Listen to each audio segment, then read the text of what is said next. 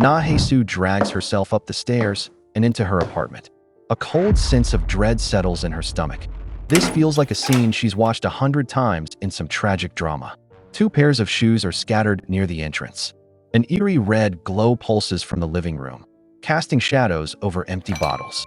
The image burns in her mind. Kang Min-cheol and Yoon Ari lost in a heated embrace. There's a common saying that once you witness your partner being intimate with another, you can never go back.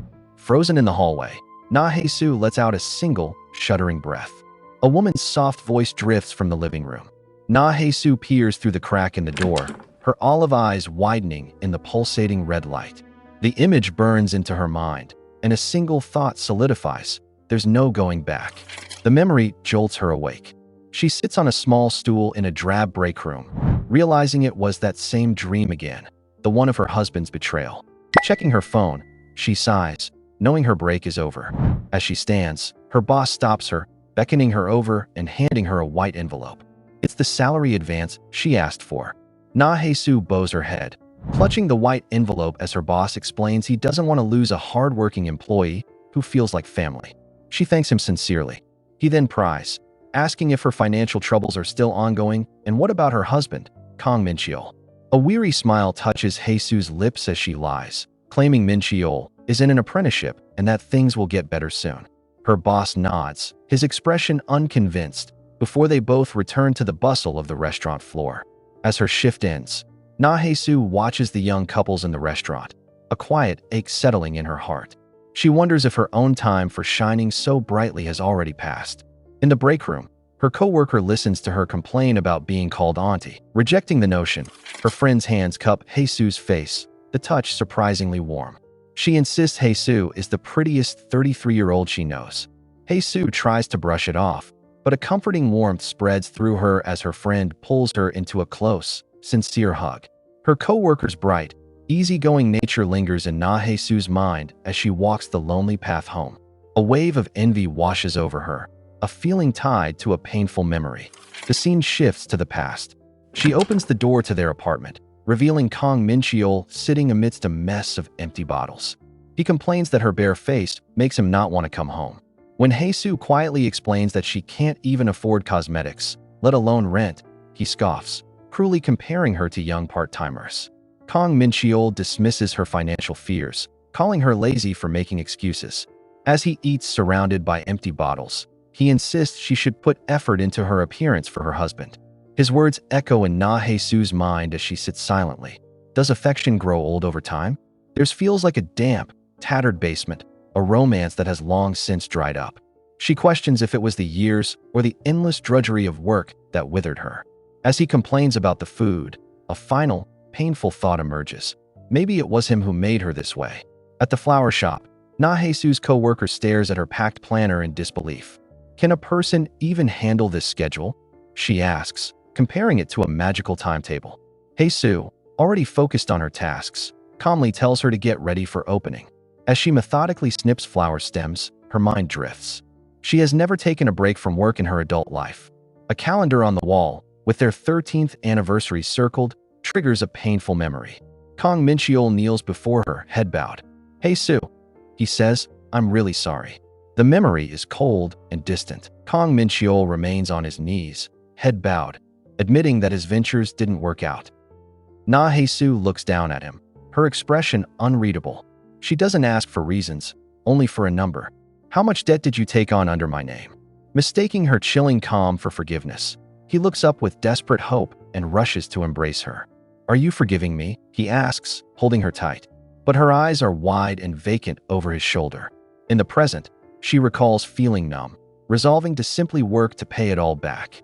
But occasionally, the unexpected wave of emotion hits her, a sudden, crushing urge to weep. The bell above the door chimes as a tall man with broad shoulders steps inside.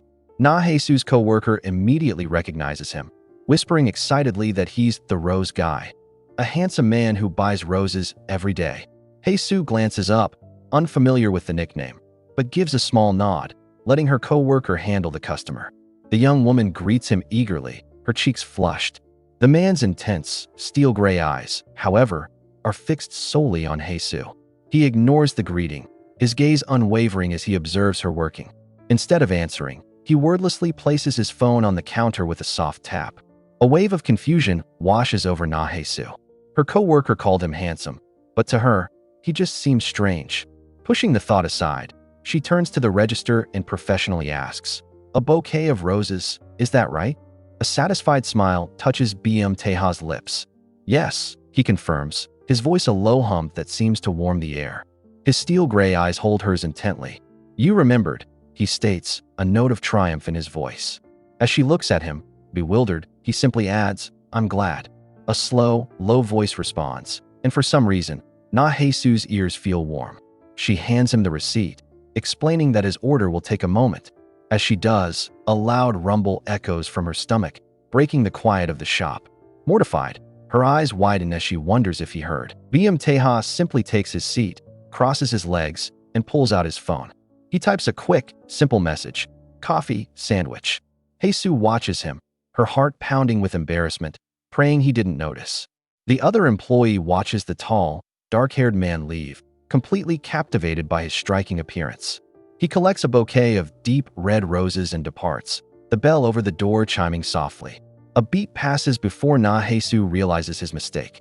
Snatching the small, wrapped box from the counter, she rushes outside. "You forgot your sandwich," she calls out breathlessly. Tae-ha stops and turns slowly. As his intense, dark eyes lock onto hers, the bustling street seems to fade away, leaving only the charged stillness between them. Hae-soo pushes the sandwich towards him, her face warming as she insists it's a gift. Tae-ha just turns to leave, but she impulsively grabs his sleeve to stop him. He looks down at her, his steel gray eyes unreadable. "I can't accept this," he murmurs, before a faint smirk touches his lips. "Is it because you have nothing to drink with it?" Before she can process his words, he extends his own iced coffee. "Here." Hae-soo freezes, completely baffled as he holds the drink out, his gaze unwavering. Hae-soo considers the world. Some people are like protagonists in a movie, the center of everyone's attention, surrounded by luxury and glamour. Then there are the others, the background characters in a story no one wants to hear about. She has always felt like one of the extras. That man, Tae-ha, was obviously a protagonist.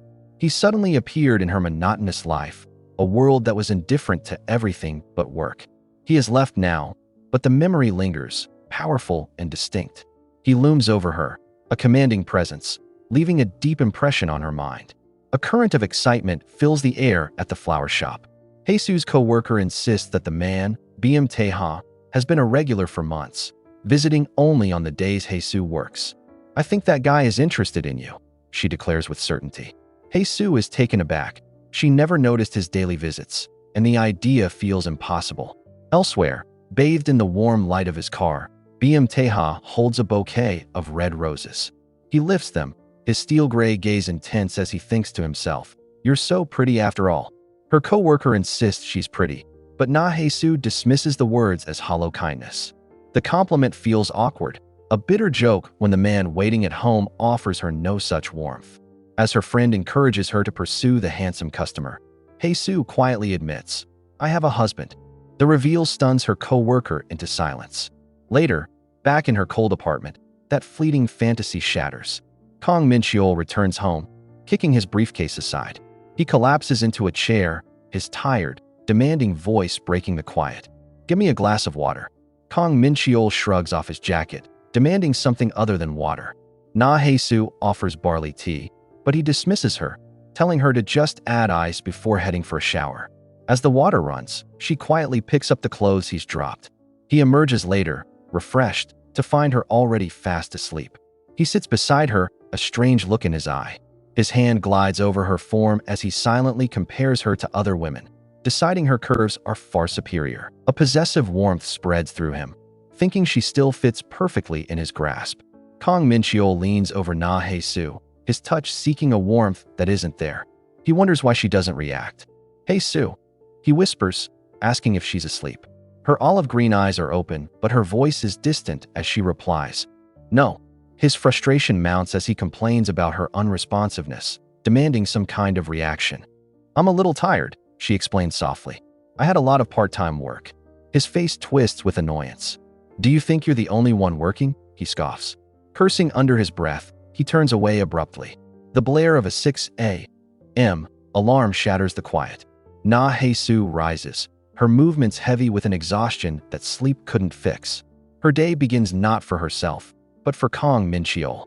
She moves like a ghost through the apartment, quietly preparing his breakfast, complete with the fresh soup he always demands. After setting his place, she leaves on an empty stomach to make it to work on time. At the door to the flower shop, a bright voice calls out, "Good morning, sister." Forcing a faint smile, she replies, "Yes, good morning." Hae-soo adjusts her apron, her stomach rumbling with hunger. She lets out a quiet sigh, telling herself to just hold out until lunch. The shop bell chimes, and a man's imposing figure fills the doorway. "Welcome," she says. As she looks up, her tired olive eyes meet the intense, steel-gray gaze of Tae-ha.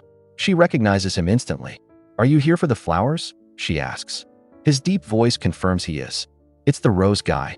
She clarifies if he'd like a bouquet. "Yes, that's right," he says. "About 10 roses."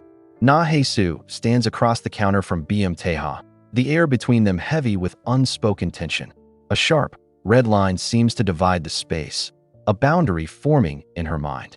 She considers the unsettling possibility that his actions aren't pity, but genuine interest. If that's the case, she knows what she must do. Then I should draw a line immediately, right? The thought is a firm, decisive conclusion. She looks at him, wrestling with the need to create a distance before this complicated connection deepens any further.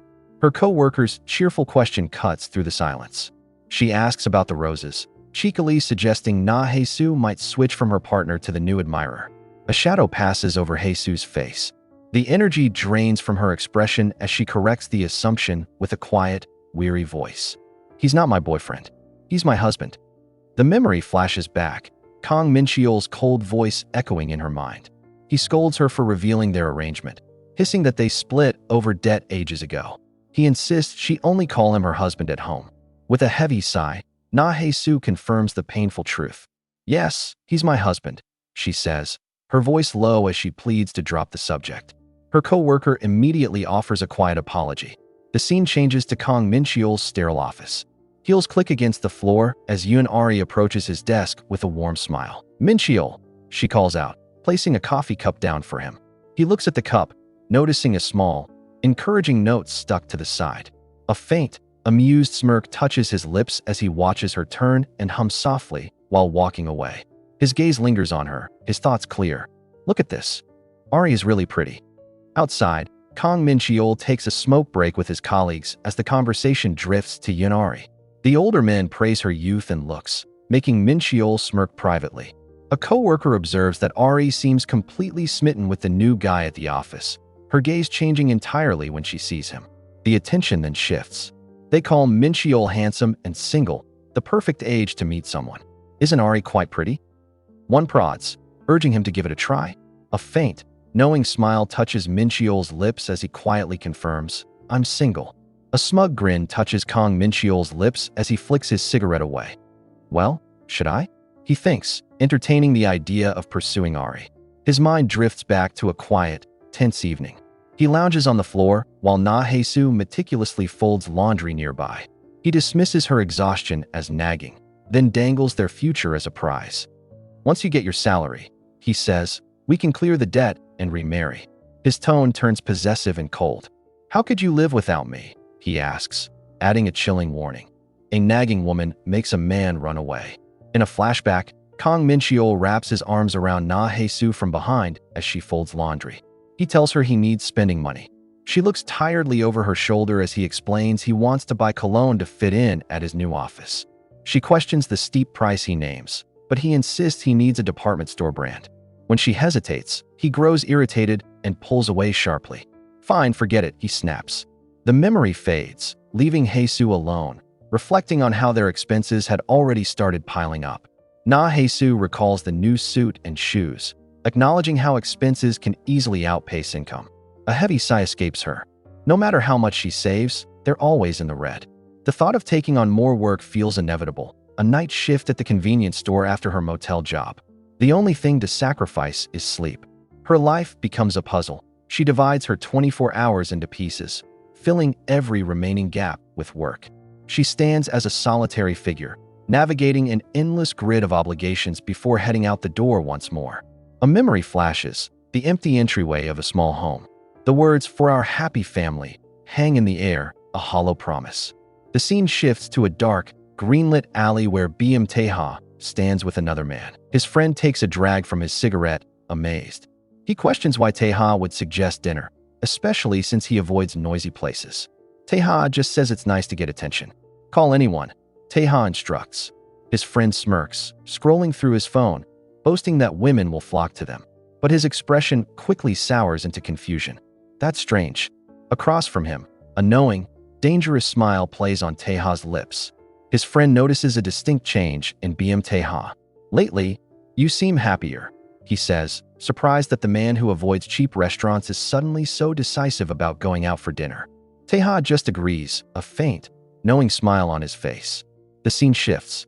The clinking of glasses fills a bustling eatery. Hae-soo overhears a crude conversation between co-workers about how men seek excitement elsewhere while wives should sacrifice for the family. The words trigger a memory of Kang Min-cheol, his face a mask of indifference, questioning if they'd just grown apathetic. A bittersweet memory of Kang Min-cheol's tender touch flickers and dies. Weighed down by her co-workers' cruel gossip, Hae-soo questions herself. Was she not affectionate enough? Did she ruin their relationship? A voice calling for her shatters the painful thought. "We have a customer."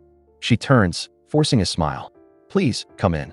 As she asks how many are in the party, her words catch in her throat. Standing before her is Tae-ha. The bustling restaurant fades into a silent, white space, leaving only the two of them standing worlds apart. Hae-soo greets the next customers, her voice a practiced monotone. "How many in your party?" Her words catch in her throat as she looks up. It's Kang Min-cheol, standing beside Yun-ari and another couple. Hae-soo freezes, her mind going blank. A strange memory flashes. Tae-ha holding an umbrella, his voice asking about roses. The thought vanishes as one of the women cheerfully confirms they're a group of 4. Jolted back to reality, Hae-soo stammers an apology and quickly leads them to a table, her movements stiff and mechanical. Amidst the restaurant's clamor, Hae-soo's mind drifts to her co-workers' teasing whispers about a persistent suitor. She recalls their gossip, how they thought he was trying to impress her. A confusing warmth flutters in her chest, a feeling she immediately suppresses. She never wanted this attention. Forcing herself to focus, she glances up and freezes. He's here. Tae-ha sits across the room, his intense gaze locked on her. A memory surfaces, another woman's sharp question to him. "Who are you looking at?" The answer was always her. The woman dining with Tae-ha snaps, her voice cutting through the restaurant's noise. "Why do you keep staring at that lady?" The man beside her tries to intervene, telling her to just eat and ignore it. Her frustration boils over, directing her anger at him for always getting worked up over Tae-ha. Completely unbothered, Tae-ha's gaze remains fixed across the room. He gently taps the other man's foot under the table, a silent command. "You're burning the meat," he says, his tone perfectly even. His companion presses on, asking if he knows her. A small, knowing smile touches Tae-ha's lips. A knowing smile plays on Tae-ha's lips as his intense gaze remains locked on Hae-soo. "Isn't it obvious?" he says, his voice smooth and certain. "We know each other." The words drift across the restaurant, causing Hae-soo to freeze in disbelief. The scene shifts to an apartment drowning in bouquets of red roses, a suffocating, obsessive display. Her mind then snaps back to a colder memory. Sitting on the floor, meticulously sewing torn clothes while her husband, Kang Min-cheol, glares from bed, demanding to know why she's wasting time. Kang Min-cheol snatches the clothes from Hae-soo's hands, his expression filled with disdain. He calls her pathetic, sneering that men don't like pitiful women. His cruel words escalate, comparing the worn-out fabric directly to her. Then, his mood shifts in a heartbeat. He suddenly pulls her back against his chest, his arms a tight cage. "You have no charm," he whispers into her hair, his voice laced with a possessive heat. "And despite all that, I'm the only one, right?" Trapped and weary, her eyes go blank as she quietly agrees. In their cold, run-down apartment, Hae-soo endures a life of quiet hardship, telling herself she can bear it all for him. As a weather report announces rain, she crouches to find an umbrella. Pulling one from the cabinet, she opens it to find the spokes bent and broken. A weary resignation settles on her face. It's not completely ruined, so she'll use it. She leaves the intact umbrella behind, deciding Kang Min-cheol can use that one. As she departs, the scene shifts to a bright office where Yoon-ari cheerfully heads out for coffee.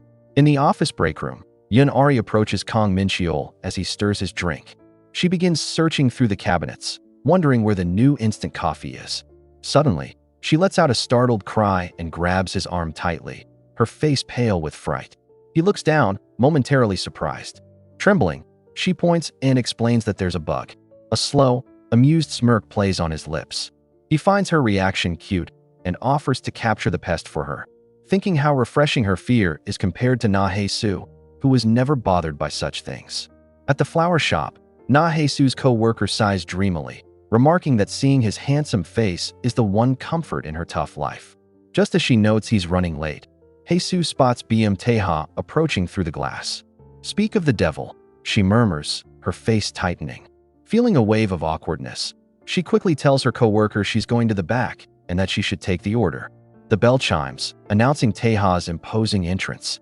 Her colleague nervously asks if he wants his usual roses, and he confirms, his voice low and steady. As the rain pours down, Hae-soo steps out of the flower shop, feeling a small sense of relief that she avoided Tae-ha. She decides she can't keep hiding from him forever. The awkwardness will pass. As she walks, a fleeting, almost habitual thought crosses her mind. She hopes Kang Min-cheol will remember to take an umbrella. A sharp snap breaks her out of her thoughts. The cheap umbrella in her hands gives way, its frame broken. She stands frozen, defenseless against the relentless storm, wondering what she's supposed to do now. Hae-soo stands soaked under a storefront awning, staring at her phone. She considers calling Min-cheol but decides against it, knowing he'd hate it. A shadow suddenly falls over her, silencing the downpour. She looks up to see Tae-ha holding a large black umbrella above her head, his imposing frame blocking out the stormy world. His voice is low as he asks where she lives. Hae-soo shifts away, insisting she'll be fine and he can go first. Tae-ha's gaze remains steady. He simply states that the rain will last until dawn, then proposes they share an umbrella. The rain pours down, a steady curtain in the green city glow. Hae-soo clutches her bag, trying to send Tae-ha on his way. She insists she'll be fine, explaining her home is far. He looks down at her, his expression unreadable, and states that the rain is supposed to last until dawn. He steps closer, pulling her completely under the shelter of his large umbrella. "Let's just share an umbrella," he says softly. Trapped by the simple, inescapable kindness, Hae-soo looks up at him. Resigned, she murmurs a quiet, "Thank you." They walk in a shared silence, the only sound the steady drumming of rain against the umbrella. He moves slowly, deliberately matching her pace, a small, unfamiliar consideration that pulls at her thoughts. The warmth from his body radiates through the damp air, a stark contrast to the cold night. Trying to break the strange intimacy of the moment, Hae-soo looks up at him. "Your partner won't like this," she murmurs. Tae-ha stops walking, his steel gray eyes fixed on hers. "Who said that I have a partner?" he asks, his voice low. A faint smile touches Tae-ha's lips as he looks down at her. "She's not my girlfriend," he clarifies, his voice a low murmur against the rain. "She's just a friend." Hae-soo looks up, surprised by his directness. "It's true," he insists, leaning closer. "Please believe me." Flustered, she quietly agrees. Just then, a loud horn blares and bright headlights slice through the downpour. Before she can react, Tae-ha pulls her firmly against him, his arm wrapping around her shoulders in a protective reflex. They stand frozen, caught in the sudden, close embrace. The warmth of his chest floods Hae-soo's senses. Tae-ha murmurs an apology, explaining he was just worried she'd get hurt by the speeding car. As they step apart, a strange smile plays on his lips. "I'm big, right?" he asks, making her freeze. He quickly clarifies he means his height, which he used to shield her from the splash. Hae-soo stares, her confusion deepening when she sees it. The entire side of his expensive coat is soaked through. Her mind races. No one does this for a stranger. Hae-soo realizes his expensive coat is soaked while she remains perfectly dry. She knows she has to draw the line now. "Why are you so kind to me?" she asks, her voice steady against the falling rain. A knowing smile touches Tae-ha's lips as he leans in. He admits he has his motives. He just wants to get to know her. She rejects him flatly. "No thanks." He finds her response amusing, pressing for a reason. She points out that he's young and seems popular, but he dismisses her logic. "You can't," she insists with weary finality. "So stop." Beneath the steady rhythm of the rain, they stop outside her building. Hae-soo thanks him, hoping to end the night there. A faint, knowing smile touches Tae-ha's lips as he leans under the umbrella. He asks if they will continue to be strangers. Her answer is immediate and firm. Yes. He accepts her rejection with an unsettling ease. All right then. As he turns and walks away, Hae-soo watches his retreating form, surprised by his simple obedience. The sight leaves her unsettled, wondering why someone like him would be interested in her. Inside her apartment, Hae-soo stops. Kang Min-cheol left his umbrella. A memory surfaces, old advice about a wife's duty to be wise and supportive. Feeling a flicker of that old responsibility, she picks up the umbrella, deciding to take it to him. Elsewhere, Tae-ha stands with a bouquet of red roses held behind his back, petals scattered on the floor. But when Hae-soo arrives at the company, she's too late. Min-cheol walks away under his own umbrella. A text from him blames her for the missed connection. Alone in the pouring rain, she stares down at her phone, defeated. Just as Hae-soo turns to leave, a familiar figure stops her cold. It's Kang Min-cheol, but he's not alone. He shares a single yellow umbrella with a young woman, Yun-ari, their closeness a stark image in the downpour. Hae-soo stands before them, a silent storm in the rain. Flustered, Min-cheol introduces his ex-wife as just a close friend. After dismissing Ari, he turns his irritation on Hae-soo, but her gaze is fixed. With a quiet intensity that cuts through the noise, she asks who that woman was. Kang Min-cheol dismisses Hae-soo's concern with a condescending air. He questions her expression, insisting Yun-ari is just a coworker and scolds her for being embarrassing. As his sharp words fade into the pouring rain, a different voice suddenly echoes in her memory. The low, intense tone of Tae-ha. "I would like to get to know you." Standing alone, Hae-soo realizes she threw away that offer without a second thought. The scene shifts, finding her exhausted at work, where she tells a drained coworker to go home, volunteering to finish everything herself. The bell on the flower shop door chimes, announcing a new arrival just as Hae-soo is alone. Her coworker had just left, gushing about a handsome customer nicknamed Roses. A tall figure in a dark coat steps inside, his presence immediately filling the quiet space. It's Tae-ha. His steel-gray eyes find her instantly, an unnerving intensity in his gaze. The air crackles, growing warm and heavy. Hae-soo looks up, startled, her breath catching in her throat. Her quiet, professional question, "What would you like to order?" falters. 2 weeks pass. Hae-soo reflects on her old life with Kang Min-cheol, a time when his late nights and weekend work seemed like a normal part of their routine. Her thoughts then drift to Tae-ha. After she told him they could never be acquaintances, he vanished from her life. He simply promised to listen to her, an obedience that felt strangely unsettling. Clutching a bouquet, she tells herself his intense interest was just a fleeting curiosity. She feels it's for the best, dismissing the connection as nothing profound. Hae-soo stands in the bustling restaurant, lost in thought. She believes the wounds from deep connections leave scars that can never be erased. A brief, familiar worry for Kang Min-cheol surfaces before she's pulled back to reality by a customer. At a large table, a group of co-workers celebrate. An older man, flushed and loud, toasts to his recent divorce and freedom. His gaze drifts across the room and lands on Hae-soo as she bends to clear a table. He watches her intently, thinking to himself that a hard-working, naturally pretty woman would be perfect to start a new life with. The recently divorced man, his face flushed, calls out to Hae-soo, demanding she pour him a drink. He believes that as a regular customer and a business owner, she'll be thrilled by his advances. When a male coworker moves to help, the man dismisses him. "Not you," he says, his gaze locked on Hae-soo. "I want to drink the alcohol this lady pours for me." Hae-soo offers an uneasy smile, telling him he seems to have had a lot to drink. The man's expression hardens. "Hurry up," he commands, his voice turning aggressive. "You won't do it." As he begins to shout, the restaurant owner hurries over. The irate customer launches into a tirade, complaining about how his loyalty is repaid with disrespect.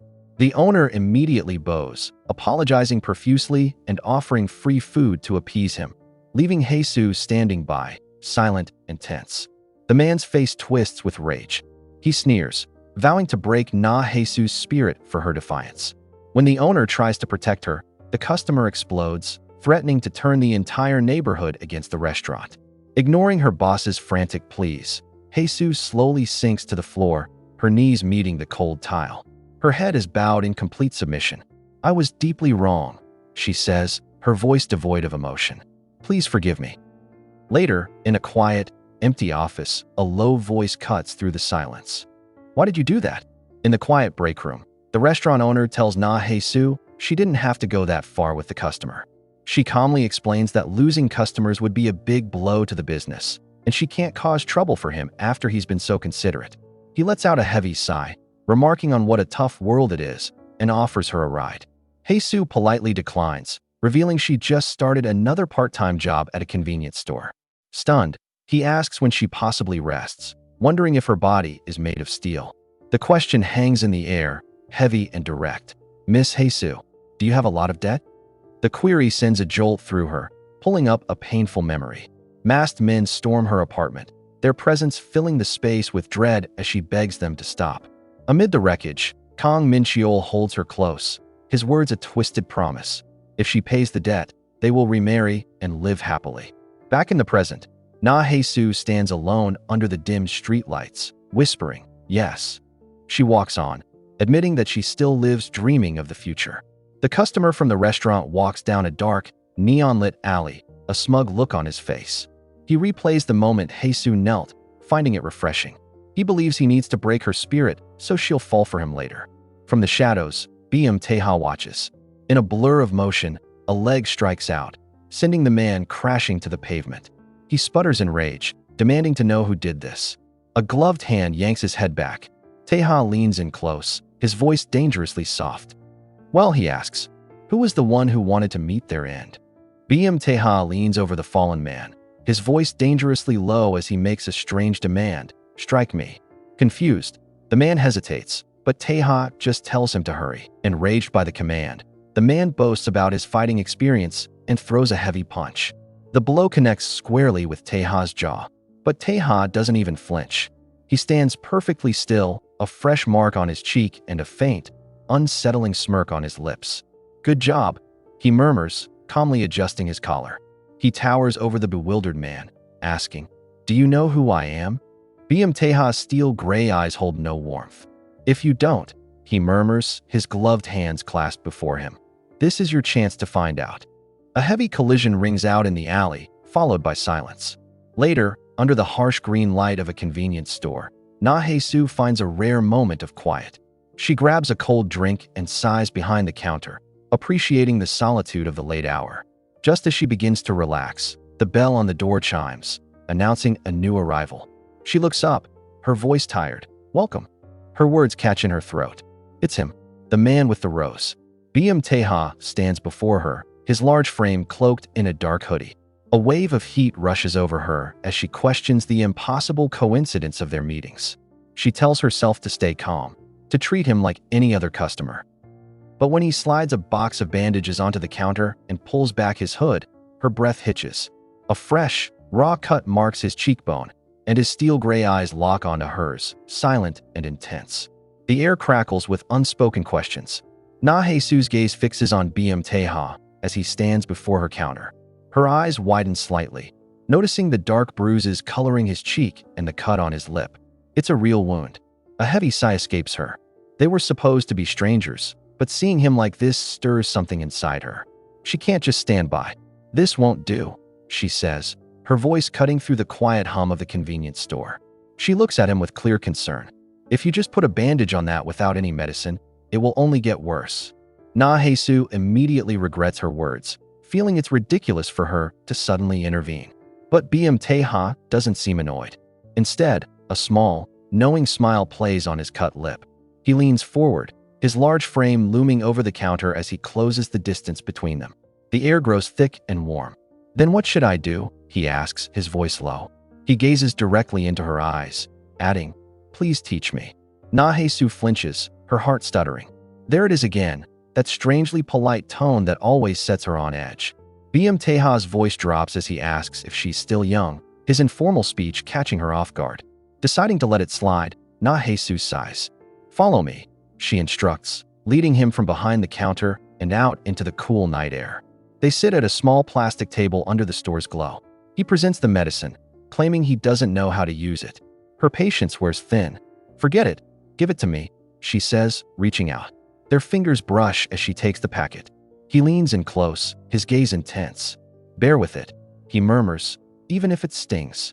Her touch is delicate as she gently dabs medicine on the cut marring Tae-ha's face. The cool night air does little to quell the warmth radiating between them. "Does it hurt a lot?" she asks softly. He watches her, his gaze unwavering and intense. "No," he murmurs, his lips curving slightly. "It's a little ticklish." Annoyed by his vague answers, she asks what happened to his face. He looks away, his tone shifting. "It's really not my fault," he says quietly. "It's just because I'm struggling." The words strike a chord deep within Hae-soo, a bitter reminder of her own life. His words echo in her mind. She sees a reflection of her younger self in him, trapped and wandering in hardship. A sudden, sharp ache grips her heart as she looks into his dark eyes. Hae-soo admits that yes, she is weak-hearted, her fingers fidgeting on the table. She remembers his earlier question and finally relents. "Okay," she says softly, her gaze steady. "Let's get to know each other." A flicker of hope brightens his expression. He leans in and asks if he can address her familiarly. She immediately shuts him down, and he simply smiles. "Thank God." Tae-ha's gaze lowers, his voice dropping as he finally reveals his reason. "Because I feel compassion for you." The confession hangs in the cool night air as they stand beneath the glow of the convenience store sign. The scene dissolves, replaced by the humid heat of a crowded restaurant. Laughter and loud chatter fill the room. At a table, Kang Min-cheol complains bitterly to his co-workers. Nearby, a flushed Ari weakly protests as her boss pressures her to drink more. "I'm so intoxicated," she murmurs, but he ignores her, pouring another glass and insisting she take it.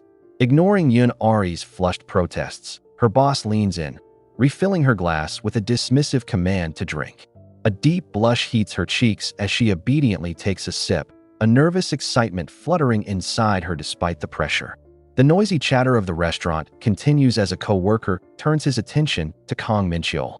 He asks an interesting question, not what Min-cheol's ideal type is, but what kind of person he dislikes. Kang Min-cheol lifts his own glass, a smug look in his eyes as he pauses to think. Kang Min-cheol scoffs and lists the traits he dislikes. A woman who is sullen, emotionless, and acts older than she is. His co-workers burst into laughter, teasing him for having such specific, married man complaints. He dismisses their jokes with a smirk and clarifies his real preference. "No way," he states firmly, his gaze steady.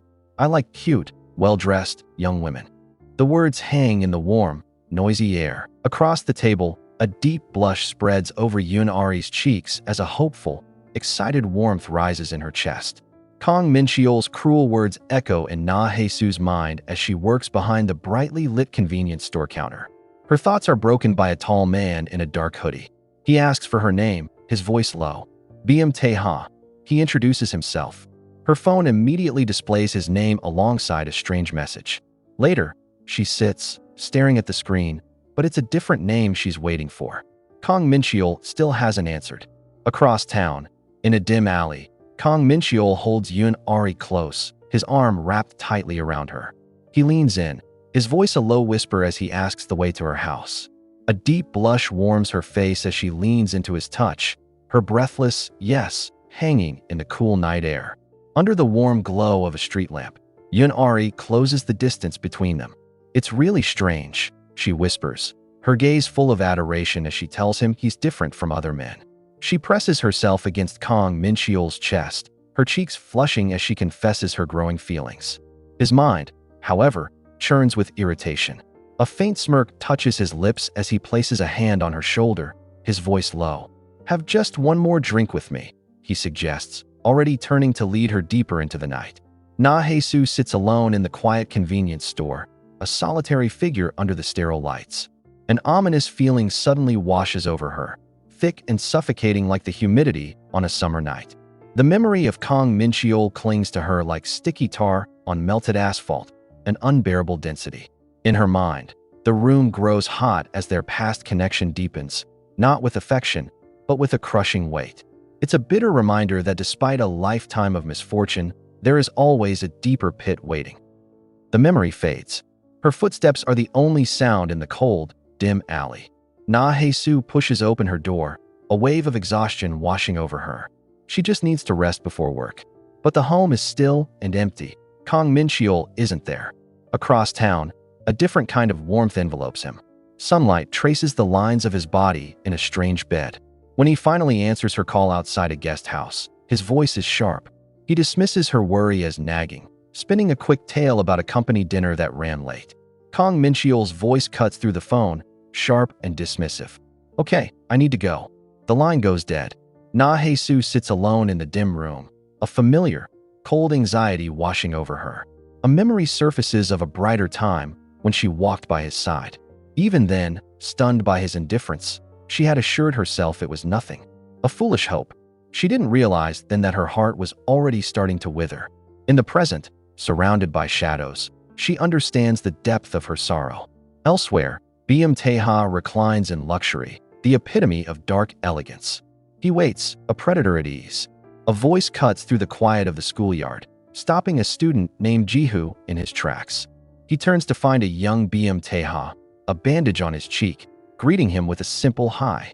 Ji-hoo's heart thumps with surprise. Tae-ha doesn't remember names. Yet, the cool greeting feels deliberate and unsettlingly familiar. Tae-ha calmly reminds him they were once classmates, but a memory flashes in Ji-hoo's mind of their classroom. Two boys living in different worlds, separated by an unbridgeable social distance. The sudden, focused attention feels strangely intense. Ji-hoo's mind races with suspicion.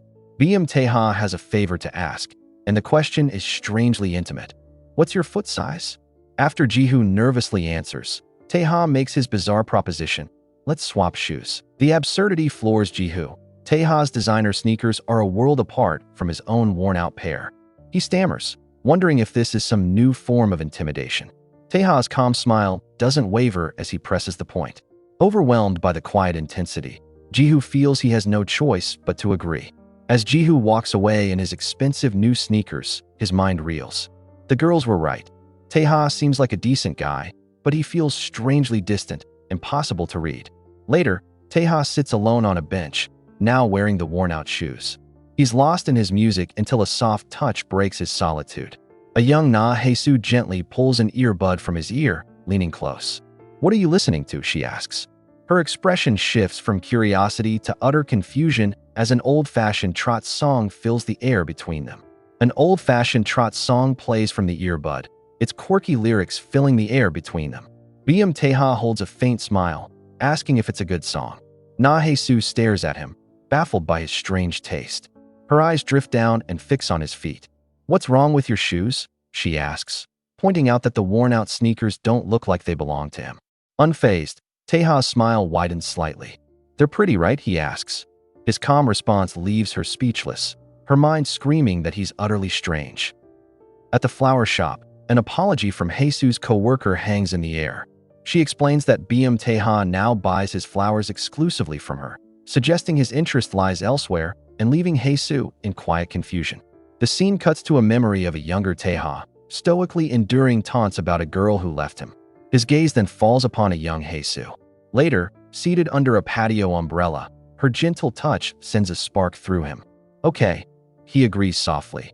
"Let's get to know each other," silently deciding she never needs to know about the shadows he carries. Inside the flower shop, a co-worker gushes about a handsome customer they call Rose.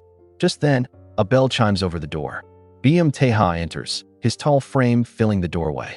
A fresh bandage is stark against his cheek, and a small cut marks his lip. Ignoring the shocked gasps from the other employees, he walks directly to Hae-soo's counter.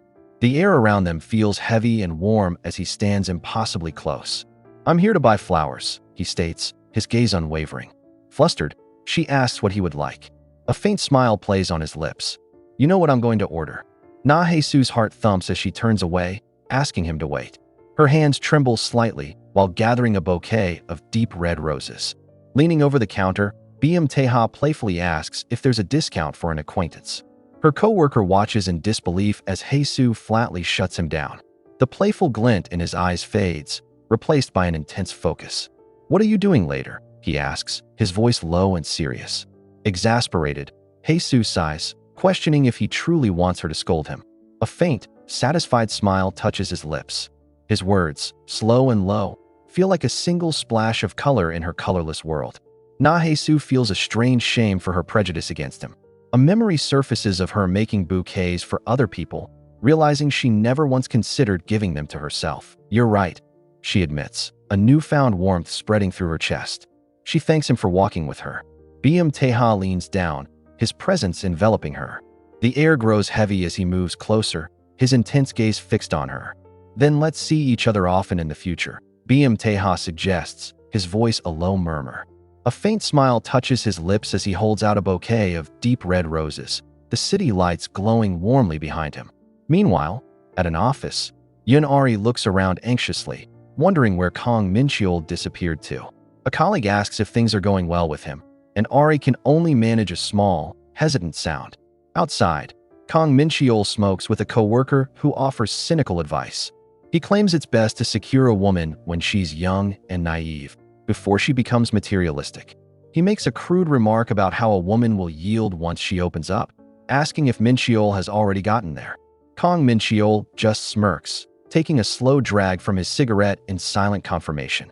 Kang Min-cheol's coworker needles him about his stagnant career, pointing out that he's still just an assistant manager. Visibly annoyed, Min-cheol flicks his cigarette into a bin, curtly dismissing the topic.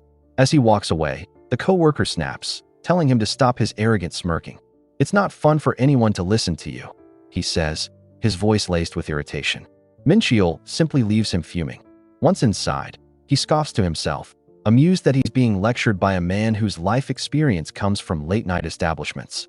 Yun-ari presses herself against Kang Min-cheol, her cheeks flushed as she sinks into his embrace. Her thoughts drift to an earlier, more intimate moment they shared. She remembers her initial hesitation, the worry that their connection was deepening too quickly. She had heard that some men can lose interest after such closeness, a fear that briefly clouded her mind. But holding him now, that doubt melts away.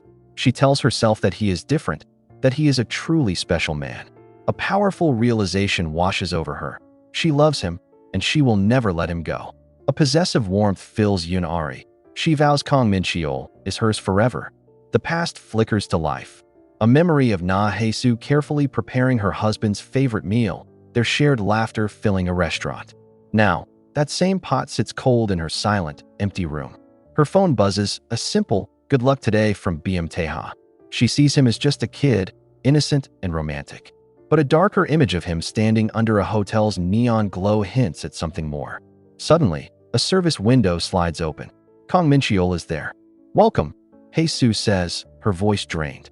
Kang Min-cheol stumbles to the counter, slurring a demand for a room and female company. He angrily insists he paid after sliding over his license by mistake. Just as his voice rises, Tae-ha's imposing figure appears behind him. Tae-ha ignores the scene, placing a sleek black card before Hae-soo. He calmly asks for all the remaining rooms. Stunned into silence, Hae-soo stares at the card, unable to process the request. A moment later, Tae-ha stands outside under a neon glow, his phone illuminating his face as a message arrives. From the shadows of an alley, Tae-ha watches Kang Min-cheol stumble away from the motel, defeated. After a moment, Tae-ha turns his back, walking off with a cool indifference. Inside, Hae-soo's boss is baffled, wondering aloud how they could be fully booked on such a slow night. She tells a relieved Hae-soo to go home early. Walking up the dark steps toward her apartment, Hae-soo feels a rare sense of luck. The simple promise of rest makes the empty streets feel unexpectedly cozy and warm, a quiet comfort in the night. Tae-ha waits for Hae-soo in the warm glow of the setting sun, a faint smile playing on his lips. As she steps outside, she immediately apologizes, explaining she must rush to another job and has no time for him. "I know," he says, his voice a steady, low hum that vibrates through the quiet street. Hae-soo sighs that all adults are busy. His gaze softens as he looks away. "Then I don't want to be an adult," he murmurs. The unexpected vulnerability in his words stops her, igniting a strange warmth that spreads through her chest. They walk side by side into the warm glow of the setting sun. Hae-soo finds herself comparing Tae-ha's imposing frame to her ex-husband's. He notices her stare and comments on her keen eye for men's heights. She explains it's just a lingering habit from 13 years with Kang Min-cheol, a time when she handled everything for him. A sudden intensity flickers in Tae-ha's eyes, his expression darkening. "I'm jealous," he states flatly. Hae-soo, taken aback, says he has no reason to be. A small, almost imperceptible smile plays on his lips. The city lights blur into a warm haze as they walk side by side. Hae-soo's gaze drifts down to Tae-ha's feet, and she notices for the first time just how worn his sneakers are. A wave of practicality washes over her. She suggests he should spend his money on shoes instead of the flowers he brings her every single day, asking how he can possibly afford it. His expression is unreadable in the shifting light. "Well," he begins, his voice flat, "there's no law that says you can't buy flowers if you're poor." The words land with a strange, chilling weight, a quiet moment she fails to recognize as a harbinger of the misery to come. In the quiet of her kitchen, Hae-soo's phone buzzes with a message from Tae-ha, telling her to dress warmly. A few minutes later, another arrives, advising her not to work too hard. She pauses, reading his words. A strange warmth blooms in her chest. His simple concern feels like a fresh, youthful scent seeping into her tired life. Meanwhile, surrounded by the flashing purple lights of a lively venue, Tae-ha stares at his own screen. A faint smirk touches his lips. His friend asks why he's suddenly smiling. "She ignored my call," Tae-ha says, his amusement clear. In a memory, Hae-soo stands over a steaming pot in the kitchen. Suddenly, Kang Min-cheol wraps his arms around her from behind, pulling her flush against his body. He murmurs that he wants a taste of the seaweed soup. "It's hot, so be careful," she cautions softly. Leaning closer, he insists she blow on it and feed it to him. After tasting the spoonful she offers, he nods. "It's good," he declares, his grip tightening possessively. Whose wife is a better cook anyway? In a past memory, Kang Min-cheol rationalizes his behavior. He insists it wasn't guilt over another woman that made him act strangely. He just felt a little sad. He watches Hae-soo's back as she cooks, convinced that no matter what he does, her life will always be the same. Holding her from behind, he asks if something happened. "No," she replies softly. She admits she hasn't bought the perfume he gave her money for, hesitant to spend it when he works so hard. "It's okay," he says, his expression unreadable. "You can buy it." As expected, he thinks. Kind, boring, and helpless. The memory shifts. Kang Min-cheol's grip tightens around Hae-soo, his hands invading her personal space under her shirt. "Min-cheol," she asks, her voice trembling. He ignores her plea, telling her to just stay still as he presses closer. The air grows heavy and warm. He whispers his desire against her skin, asking for just one moment together. Hae-soo weakly protests, saying she can't be late for work, but her words are lost. He finds her flustered state amusing, watching the color rise in her cheeks as he holds her captive in his embrace. Kang Min-cheol finally relents, his hand sliding away as he murmurs, "Okay, okay." Hae-soo timidly asks if he's mad. With a dismissive wave, he denies it and tells her to go to work. Flushed from the encounter, she fans her shirt to cool down. In his mind, she is a pretty but uninteresting flower he picked carelessly, one that no longer knows how to show its thorns. The memory fades. Now, Kang Min-cheol lies on the floor, smiling at his phone. He's texting Yunari, who asks if he misses her. Of course, he types back. In a sun-drenched memory, Hae-soo wanders through a clothing store. Her eyes widen in quiet shock as she peeks at a price tag. Suddenly, Kang Min-cheol is beside her. He asks what has her attention, and she quickly dismisses it as nothing. Her gaze then lingers on a designer handbag displayed in a glass case. "Do you like that?" he asks. She immediately denies it, but he casually notes it's a luxury bag worth millions. The immense sum stuns her into silence. Decisively, he says, "Let's go," and turns to leave. The memory sours Kang Min-cheol's mood. He finds himself suddenly annoyed, scoffing at the thought that Hae-soo knows nothing about luxury goods. Why would he even bother going with her? As he sits, his phone lights up with a message from Yunari asking to meet later. Elsewhere, under the cold, green glow of city lights, Tae-ha stands with an associate. He is shown a series of photographs, a car at night, then one of Hae-soo in an embrace with another man. Tae-ha's expression is unreadable. He slowly raises a lighter, and a flame sparks to life, its warm glow illuminating his cold, resolute face. The photograph curls and blackens in the flame, the image of another man beside Hae-soo turning to ash that drifts away into the night. Miles away, Hae-soo fights to keep her eyes open at her desk, the weight of her next shift pressing down on her. Her phone screen glows, a message from Tae-ha. He wants to see her. A flicker of worry over his recent injury makes her agree to a quick meeting. She finds him waiting under the cold, green city lights. He leans against a wall, an imposing shadow in the dark.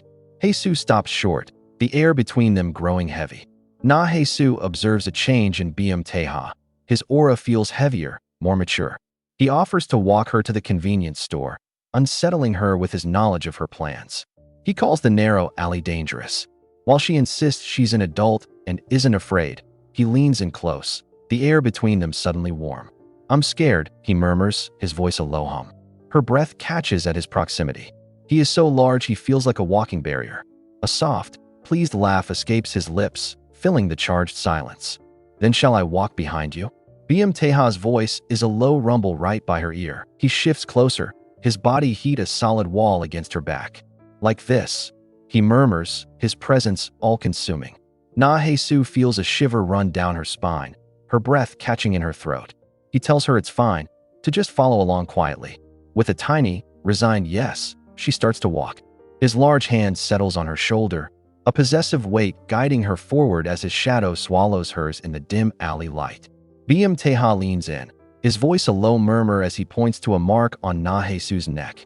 He playfully suggests a mosquito bit her. Confused, she touches the spot, reasoning that it's winter and there's no itch. Suddenly, a hazy, heated memory of a desperate moment with Kang Min-cheol flashes through her mind. A deep blush spreads across her cheeks. Flustered, she quickly agrees with Tae-ha, claiming it must have been a bug. His gaze darkens, his steel-gray eyes fixed on her with an unnerving intensity. "I knew it," he says softly. Tae-ha's warmth envelopes Hae-soo as he steps closer, his large hand gently cradling the back of her neck. "I'll put a band-aid on it," he murmurs. She looks away, a wave of relief washing over her as she thinks he must be naive to her lie. His touch is surprisingly careful as he applies the small bandage, covering the mark. A faint, knowing smile plays on his lips. "I was hurt yesterday," he says, his voice a low, intimate vibration, reminding her that he gets sad when she doesn't reply. His words about feeling sad echo in her mind. A painful memory flickers to the surface, the ache of sending messages into silence, waiting for a reply that never came. For a moment, she feels she understands his loneliness, a feeling she knows all too well. Hae-soo looks up at Tae-ha, her gaze uncertain as she apologizes softly. "I didn't know what to reply," she admits, explaining that this kind of simple contact is unfamiliar. He looms over her, his expression unreadable as he asks, "As expected, it's not fun, right?" Hae-soo recalls the difficulty of being friends with an older woman, a relationship she clung to just to stay sane. As she stands lost in that memory, Tae-ha's hand gently adjusts the collar of her coat. "No need to apologize," he says, his voice low. He explains that he contacted her simply because he wanted to, dismissing his earlier sadness as a childish tantrum. He looks down at her, his hand resting softly on her shoulder.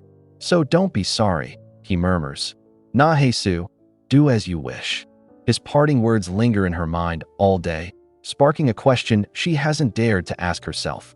As her shift ends, a simple clarity cuts through the haze. Hae-soo asks her boss if she can buy a rose. Though her boss offers it for free, she insists on paying. "Because it's a gift for myself," she says with quiet determination. In her stark apartment, she places the single red bloom in a glass. A faint warmth spreads through her chest as she captures a picture, thinking how beautiful it is. Hae-soo stares at the picture of the rose, her thumb hovering over the send button. She wonders if it's too trivial, but a moment later, she sends it anyway.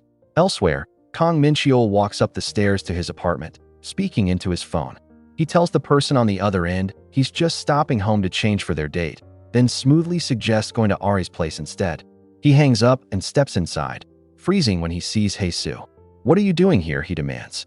He brushes past her, explaining he's working late and needs fresh clothes. "Where do you usually keep my underwear?" he asks, as if he still belongs there. Exhausted, Hae-soo simply says she'll find them. Kang Min-cheol's gaze falls on the single red rose. He questions her about it, and Hae-soo explains she just thought it would be pretty. His mind races with disdain, labeling her as dull and boring, a symbol of his past misery. He was just on his way to meet another woman for the night. Yet, seeing her unremarkable back after she brought home a single flower sparks an unexpected warmth inside him. The feeling makes his head spin. In one sudden movement, he closes the distance, overwhelming her and pulling her into a forceful, demanding connection. His weight presses down on Hae-soo, her breath catching in her throat. Kang Min-cheol leans in close, his voice a low whisper as he taunts her, asking if she grew lonely without him. Her faint pleas to wait are lost as he pushes forward, his mind made up. He curses her name under his breath, callously dismissing any consequences of their connection. But then, just as suddenly as he began, he stops. With a frustrated sigh, he pulls away, muttering to forget it. Elsewhere, a phone screen lights up, displaying her picture of the single rose. Tae-ha stands on a quiet street corner, a small, knowing smile playing on his lips. Two women spot him, their excited whispers cutting through the night air. They can't believe he would be in such a neighborhood, brushing off their encounter as a simple coincidence. But for him, there's no such thing. A chilling thought surfaces. Behind every plausible coincidence are 100 inevitabilities. Discarded bouquets of roses, a meticulously arranged shoe rack, and scattered photos of her. Each is a deliberate step, a thread carefully woven to orchestrate this one single, seemingly random moment. Kang Min-cheol stands alone, convinced the finale is drawing near, wondering how this story will finally end. But Tae-ha already knows. For him, there are no coincidences in this world. The conclusion was sealed from the very first page. In the quiet solitude of her home, Hae-soo's hands still as she examines a white shirt. Her gaze fixes upon a faint, damning red stain near the collar. A cold, silent understanding dawns in her tired eyes. It's an obvious, heart-wrenching discovery in a story sure to end in tears. Yun-ari greets Kang Min-cheol outside his car, her smile bright under the streetlights as she asks what they should have for dinner. Moments later, the atmosphere shifts inside the vehicle's dark interior. She is sitting in his lap, her legs angled with his as her high heels lay discarded on the floor. With a flustered breath, she asks if they are really doing this right here. She admits her embarrassment, her hands fumbling as she tries to navigate the moment. The air grows heavy, her words turning to soft sighs as their connection deepens. The air inside the car grows heavy, thick with heat and unspoken tension. Kang Min-cheol leans over Yun-ari, his skin damp as he breathes that he didn't come prepared for this moment. She looks up at him, her own breath catching in her throat, and dismisses his concern. She reassures him that there is nothing to worry about, her voice a soft whisper giving him permission to proceed. A sharp gasp escapes her as their connection deepens, and he murmurs for her to relax as the world outside the car windows melts away. The air inside the car is thick with heat as Kang Min-cheol and Yun-ari are lost in a passionate embrace, their bodies intertwined. Soft sighs fill the small space, her thoughts racing with the intensity of the moment. The scene cuts sharply. In a brightly lit kitchen, Hae-soo stands listlessly, her shoulders slumped with fatigue. A memory flashes through her mind, the undeniable scent of another woman on his clothes. As she reaches for a glass, her hand trembles, and it slips from her grasp, shattering violently on the floor. A worried coworker asks if she's okay, but Hae-soo simply shakes her head, murmuring, "I'm fine. I'll clean it up." In her memory, Hae-soo tries to believe it was an innocent accident. She pictures Kang Min-cheol simply bumping into a coworker, a trivial matter with an easy explanation. But the denial twists into a dark, suffocating anxiety, and his remembered voice echoes, telling her not to be so anxious. Her heart knew the truth first, though. She remembers muffling her sobs, forcing down the pain. Now, as she sweeps the last shard of broken glass into a dustpan, a single tear escapes, a small release for all the sorrow she still holds inside. Hae-soo quietly bags items at the convenience store, her expression hollow. Through the phone, a friend's voice crackles with fury, shouting that she knew from the start he was a cheater. Her friend's rage is a stark contrast to Hae-soo's own weary resignation. She lets out a quiet sigh. Work used to be a distraction, a way to forget the pain. But today, the memories keep returning, ruining everything. A fleeting image of a past hope flashes in her mind. Now, whenever life feels overwhelming, she no longer knows how to muster the strength to believe in a better tomorrow. A motorcycle cuts through the night, its tires squealing on the pavement. In the eerie glow of the streetlights, Tae-ha sits astride the powerful machine, his figure cloaked in shadow. His gaze is fixed on the convenience store where Hae-soo stands alone, a solitary figure behind the counter. He removes his helmet, his thoughts drifting. He finds it amazing how the more you try to let something go, the more it clings to you. It haunts you like a ghost, returning again and again to bring you ruin. The bell above the door chimes, and an imposing figure in a motorcycle helmet enters. Tae-ha walks directly to the counter where Hae-soo stands, his tall frame casting a shadow over her. He doesn't pick up any items, simply staring at her through his dark visor. Hae-soo looks up, confused by his silence. Suddenly, he holds out his phone. A single message glows on the screen. "Can I call you Nuna?" Her eyes widen in disbelief. As she processes the words, he slowly lifts his visor, revealing piercing steel gray eyes that seem to see right through her. A small smirk plays on Tae-ha's lips. "Do you want to be scolded?" he asks teasingly. Hae-soo, weary but curious, questions his helmet. He vaguely explains he just came from work, something like deliveries. A flicker of genuine concern crosses her face as she tells him to be careful, as that kind of job is dangerous. He leans closer, the space between them shrinking. "Are you worried?" he asks softly. When she playfully tells him to stand in a corner for joking, he actually does it, a wide grin spreading across his face as he removes his helmet. "Why are you here?" she asks, breaking the strange tension. "I'm hungry," he admits. She sighs, immediately concerned that his boss won't let him eat.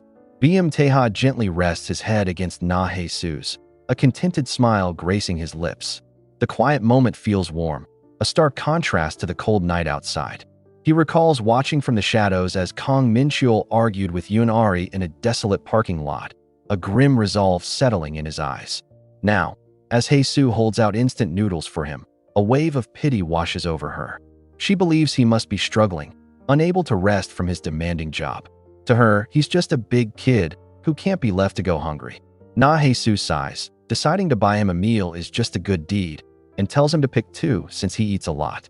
Tae-ha leans in, his warmth pressing against her in the narrow aisle. He dismisses her offer, a confident smirk playing on his lips. Instead, he says, his voice a low rumble.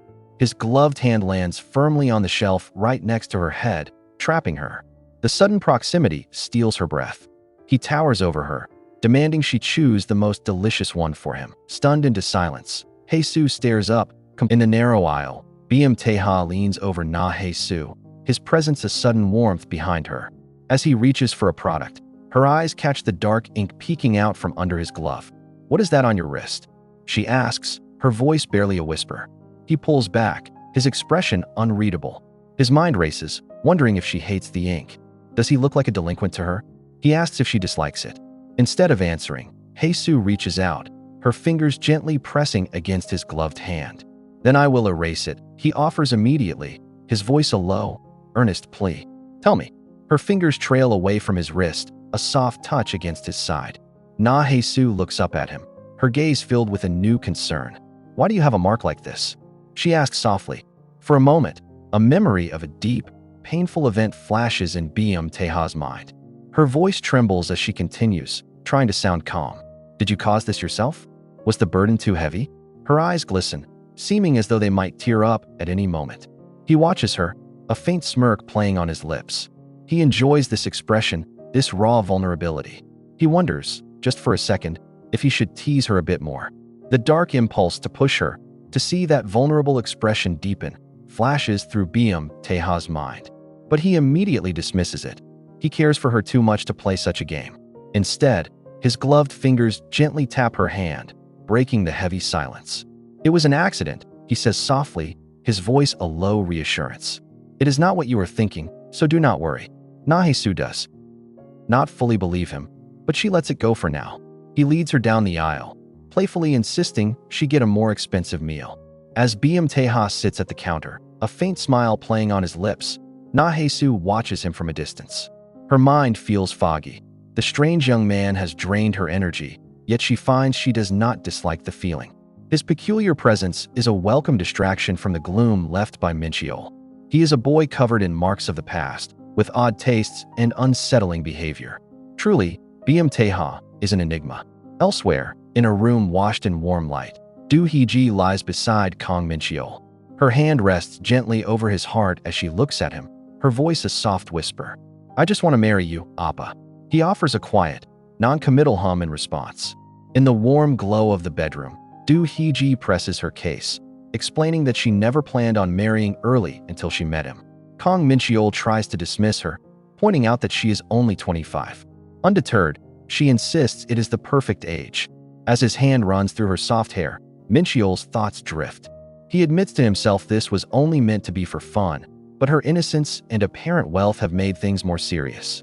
A wave of irritation passes over him. Unlike Hae-soo, Do-hee-ji always smells of cosmetics and perfume. Lying in the warm glow of the bedroom, Do-hee-ji asks Kang Min-cheol about his ideal married life.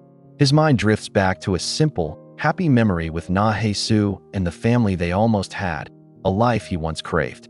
He admits to Hee-ji that he wants to be a father.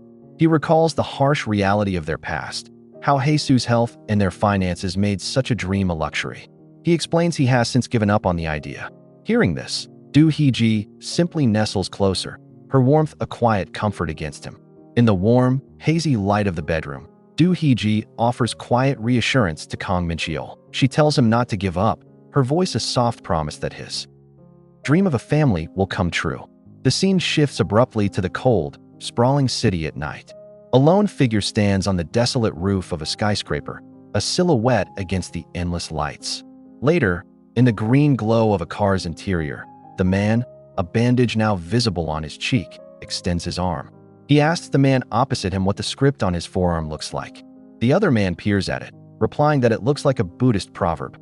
A knowing smile plays on Tae-ha's lips as he smoothly pulls a black glove over his hand. He reflects on Hae-soo, wondering how she could see the old memories hidden beneath new ink. She is impressive, pushing him to his very limit without any effort. He recalls his desire to wait, to let her unhappy history conclude on its own. But as he stands alone against the glittering city lights, he realizes his patience has run out. It seems that plan will no longer work after all. Tae-ha runs his gloved hand over the script on his forearm. The source of all suffering, he thinks, is attachment. He takes a deep breath, sensing the onset of it, a feeling he can no longer go against. His own attachment has taken root, and looking out over the vast city, he believes only suffering remains. Elsewhere, Hae-soo walks alone under the eerie green glow of streetlights, the soft sound of her footsteps breaking the silence. She suddenly stops and looks up, her eyes widening in quiet surprise at something she sees. A stranger on the street gasps and scurries away into the shadows, leaving Hae-soo standing alone in the eerie green glow. She pulls her coat tighter, completely baffled by his sudden, fearful retreat. The bizarre encounter triggers a cascade of unwanted memories. She recalls the quiet nights, assuming Kang Min-cheol's exhaustion was from work, making excuses for his distance. Then she remembers the phone call that burned her world down. The image of herself sitting by his bed, a silent witness to his secret betrayal, resurfaces, the air still thick with unspoken heartbreak. A memory of crushing doubt surfaces for Hae-soo. She sees it clearly. Kang Min-cheol walking in the rain with a beautiful young woman, sparking a burning unease within her. Later, as he sleeps, his phone rings. Questions flood her mind about their real relationship, about the late-night calls. But she remains silent, paralyzed by the fear of an answer she cannot handle. While she hesitates, the call ends. She tries to dismiss it as a work matter, but the heavy weight of suspicion settles in her heart, impossible to ignore. At the flower shop, a young co-worker excitedly shows Hae-soo a wedding photo on her phone. "Isn't she pretty?" she asks, dreaming of her own special day. She turns to Hae-soo, her eyes bright with innocent curiosity, asking about her wedding dress and honeymoon. "Your husband must have been thrilled," she adds with a smile. The cheerful words fade into a stark, cold memory. A hand rests on a submitted form at a government office. It is over.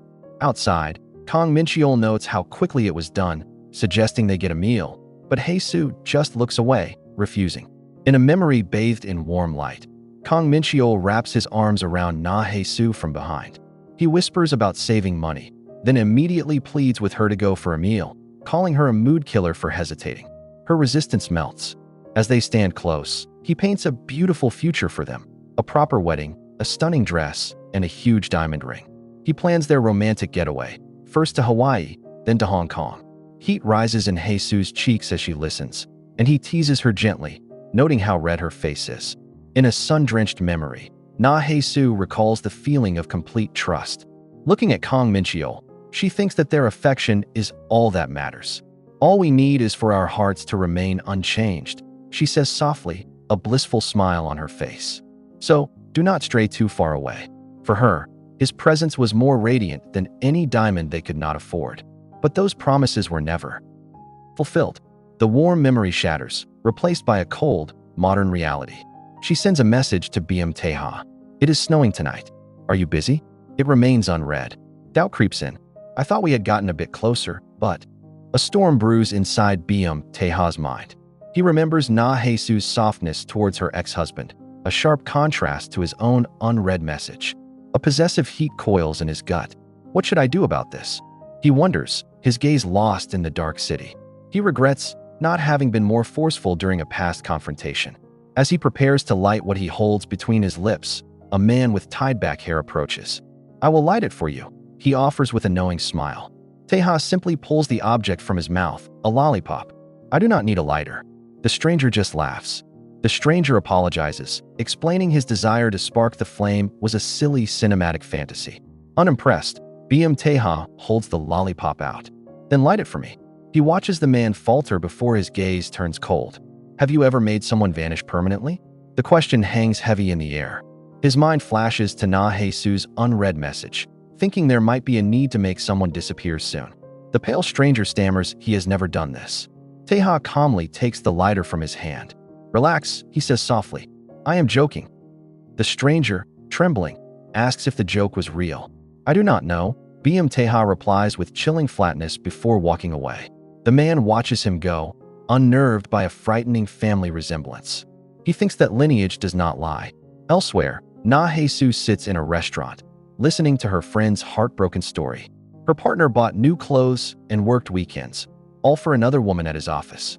Do not shed tears for such a person, the friend insists, trying to comfort Hae-soo, whose own sorrow hangs heavy in her downcast eyes. At work, Hae-soo struggles to focus. Memories of Kang Min-cheol's secret betrayal resurface, the frequent late nights, the growing distance, the unshakable feeling that something was wrong. The horrifying thought returns. If he was seeing someone else, then what was she? The swelling anxiety turns into a tangible weight on her chest, making it hard to breathe. Her boss finds her doubled over in distress. Miss Hae-soo? He calls out. She straightens up, her voice trembling as she apologizes. I am not feeling too well, she explains, asking if she can leave early. He agrees, noting her pale face. Hae-soo quickly thanks her boss and rushes out into the night. Her footsteps echo on the pavement as a memory floods her senses, a warmth spreading through her chest. It is Tae-ha's slow, steady voice, an anchor in her mind, telling her to do what she wants. That voice alone is what propels her, a woman who always hesitated, all the way to Kang Min-cheol's company. She stands uncertainly before the door when a man approaches, asking what brings an outsider here for work. The man's question hangs in the charged air, and Hae-soo's heart thumps a nervous rhythm against her ribs. She explains she is here for an employee. When he presses for a name, Kang Min-cheol feels heavy on her tongue. A flush of heat creeps up her neck as the man probes into their relationship. Clasping her bag strap until her knuckles are white, she whispers a fragile lie, claiming to be a family member. Though he looks unconvinced, he reluctantly steps aside, calling out that a visitor has arrived from Mr. Min-cheol. Voices echo in Hae-soo's mind as she hurries through the evening city streets. Friends once warned her that such secrets always come to light and that she needed to get evidence. Though a part of her resolved to do it, she admits the real reason she came. It was not to catch him, but to prove her own crippling anxiety wrong.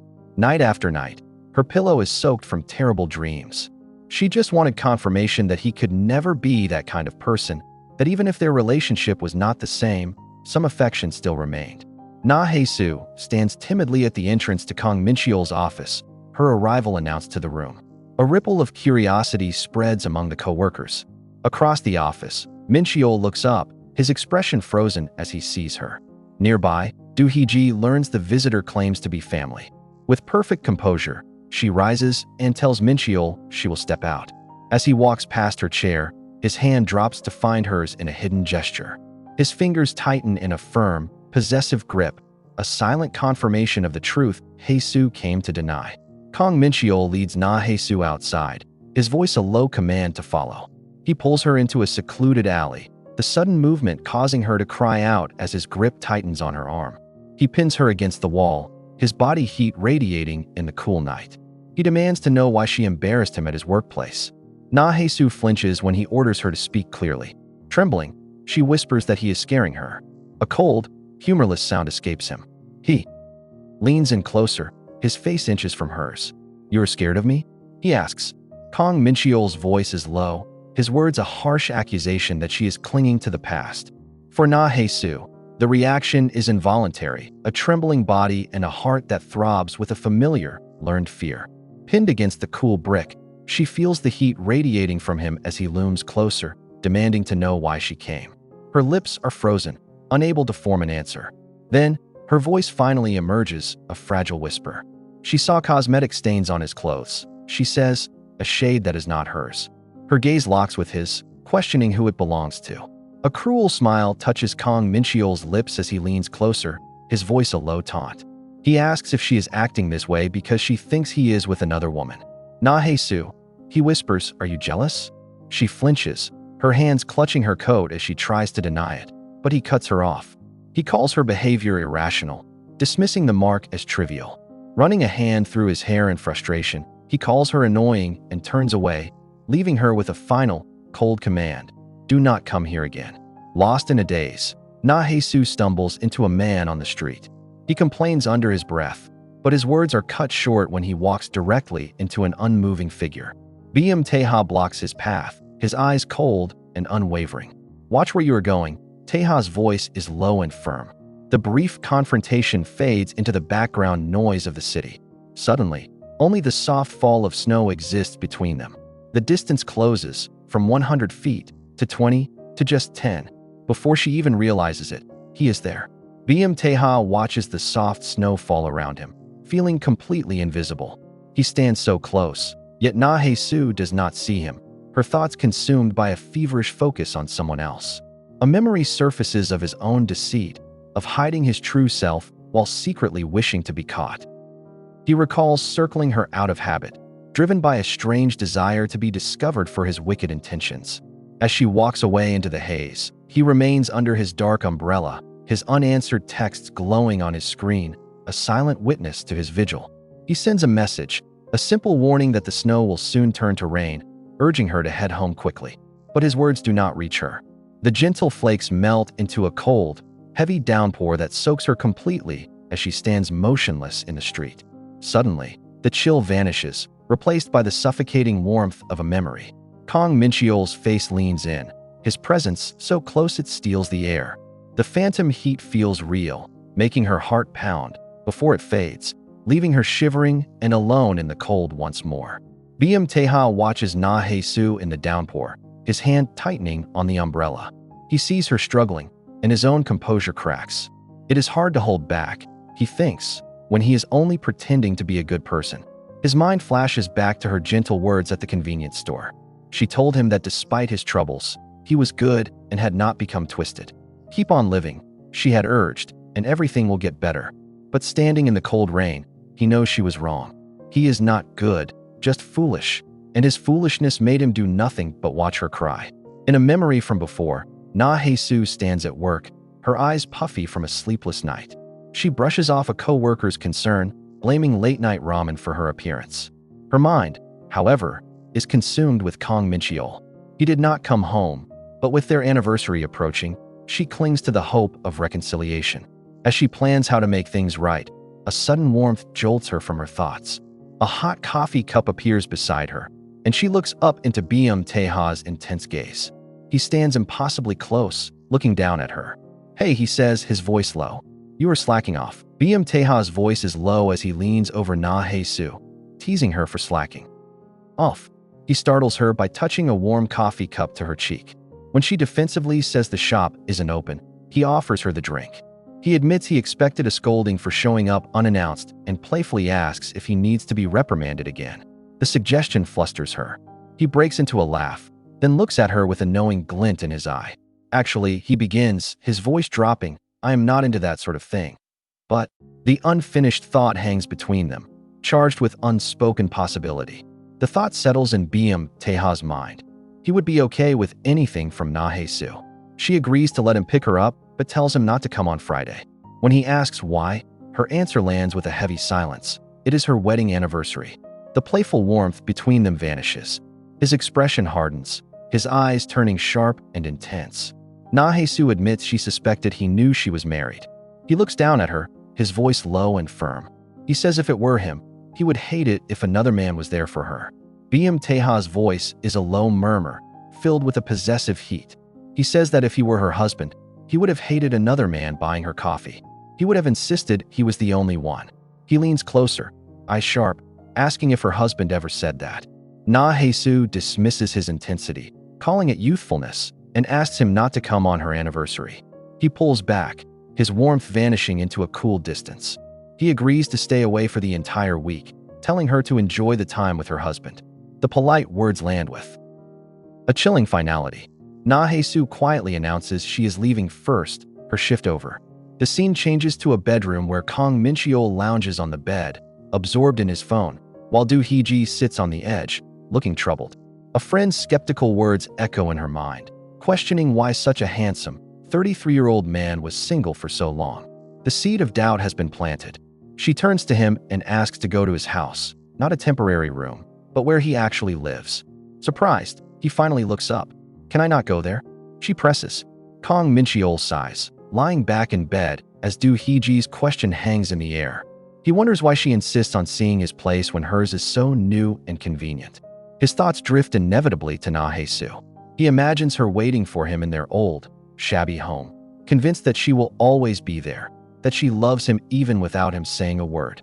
But then, the certainty wavers. Does she even know how to love? He remembers her stiffness, her lack of affection, like an emotionless doll. The thought triggers a darker memory, a tense confrontation where he demanded to know who a certain item belonged to. A sudden laugh escapes him, cutting through the quiet room. Do Hee-ji's voice sounds out, laced with confusion. What? Why are you suddenly laughing? Kang Min-cheol dismisses her question, pulling Do Hee-ji close as their conversation dissolves into a moment of heated closeness. His mind races with the thought that a secret betrayal is a diversion, the risk of being caught a dark and irresistible thrill. The intensity breaks as he abruptly confesses his true situation. He is broke and living with family. He warns that she would want to leave if she saw his real home. But Do Hee-ji counters, admitting she has nothing either and does not care. A faint, knowing smirk touches Kang Min-cheol's lips. Do Hee-ji leans in close, whispering reassurances that it is all okay, no matter what kind of person he is. Kang Min-cheol looks up at her, a single tear escaping his eye as he pulls her down and asks if she wants to come to his real home. The scene dissolves into a cold memory. In their old kitchen, Hae-soo tends to a pot on the stove.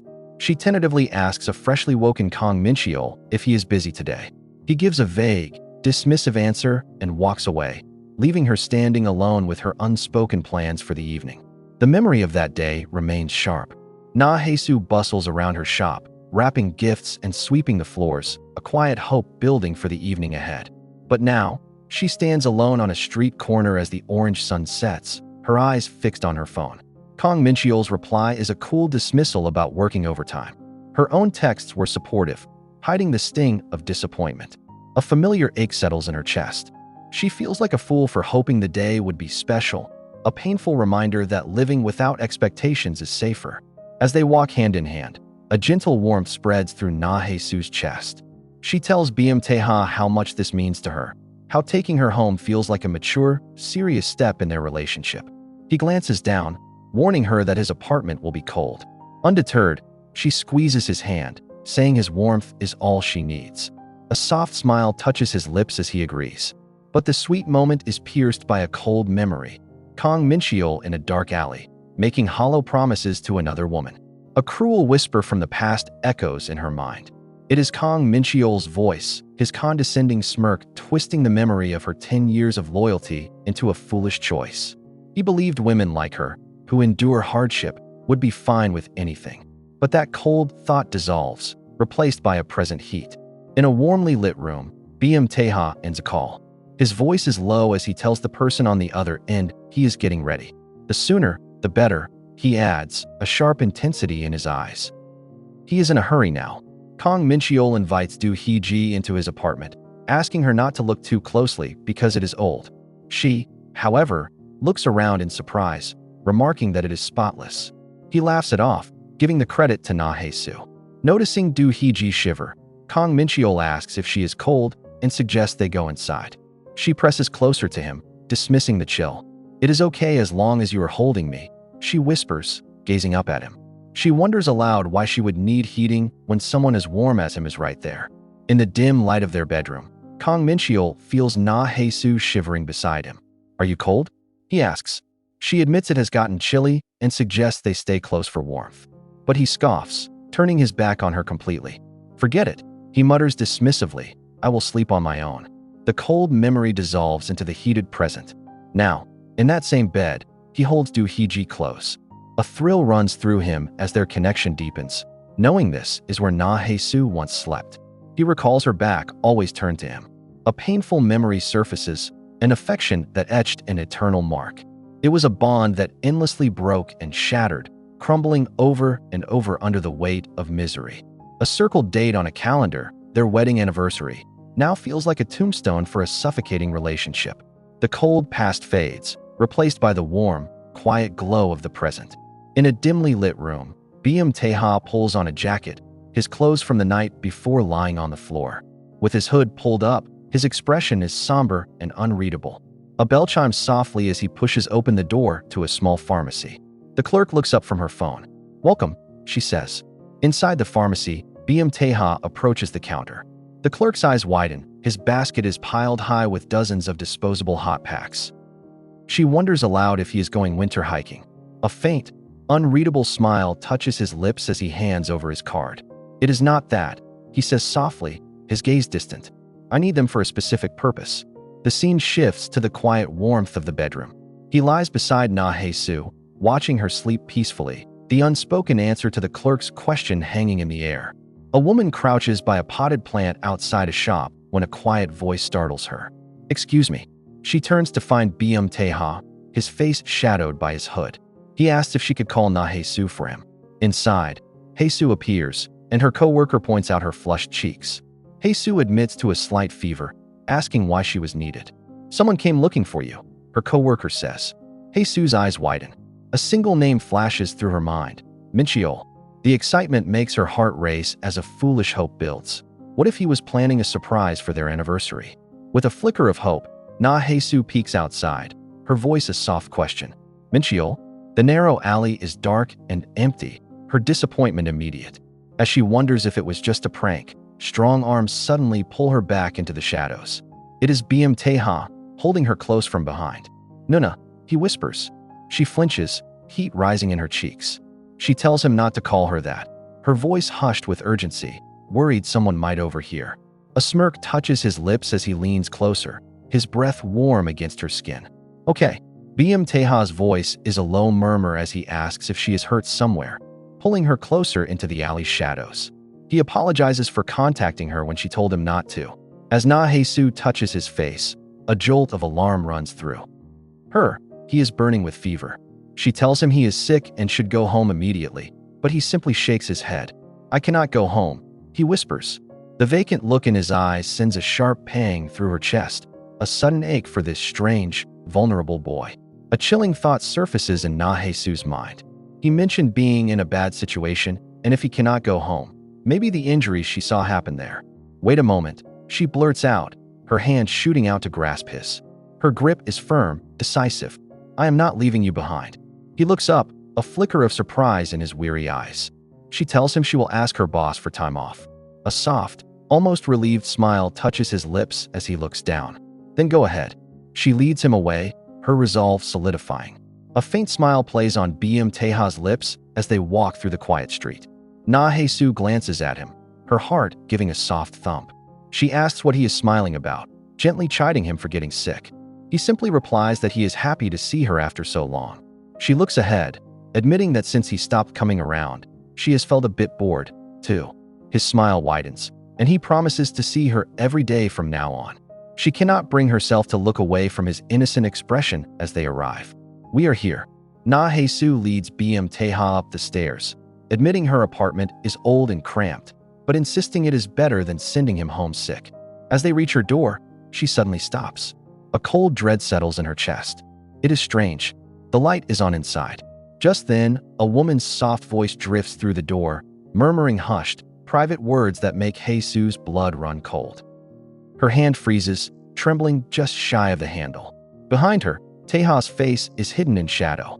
All warmth drains from her expression as a furious realization dawns. Kang Min-cheol. Betrayal does not just tear love apart. It shatters trust, faith, and the memories built over years. Standing frozen outside a door, Hae-soo listens to a woman's cheerful laugh from within. Ah, Appa. It tickles, the voice echoes. Hae-soo's hand trembles, ready to turn and flee, but a sudden presence stops her. Tae-ha appears behind her, his hand covering hers, his arm wrapping firmly around her waist. He holds her in place, his voice a low command. Do not run away. Look, so please. Tae-ha's voice, cold and unfamiliar, cuts through the haze of her denial. He tells her not to run, but to witness the true reality of her relationship. His words force a devastating realization. Their marriage was over long ago.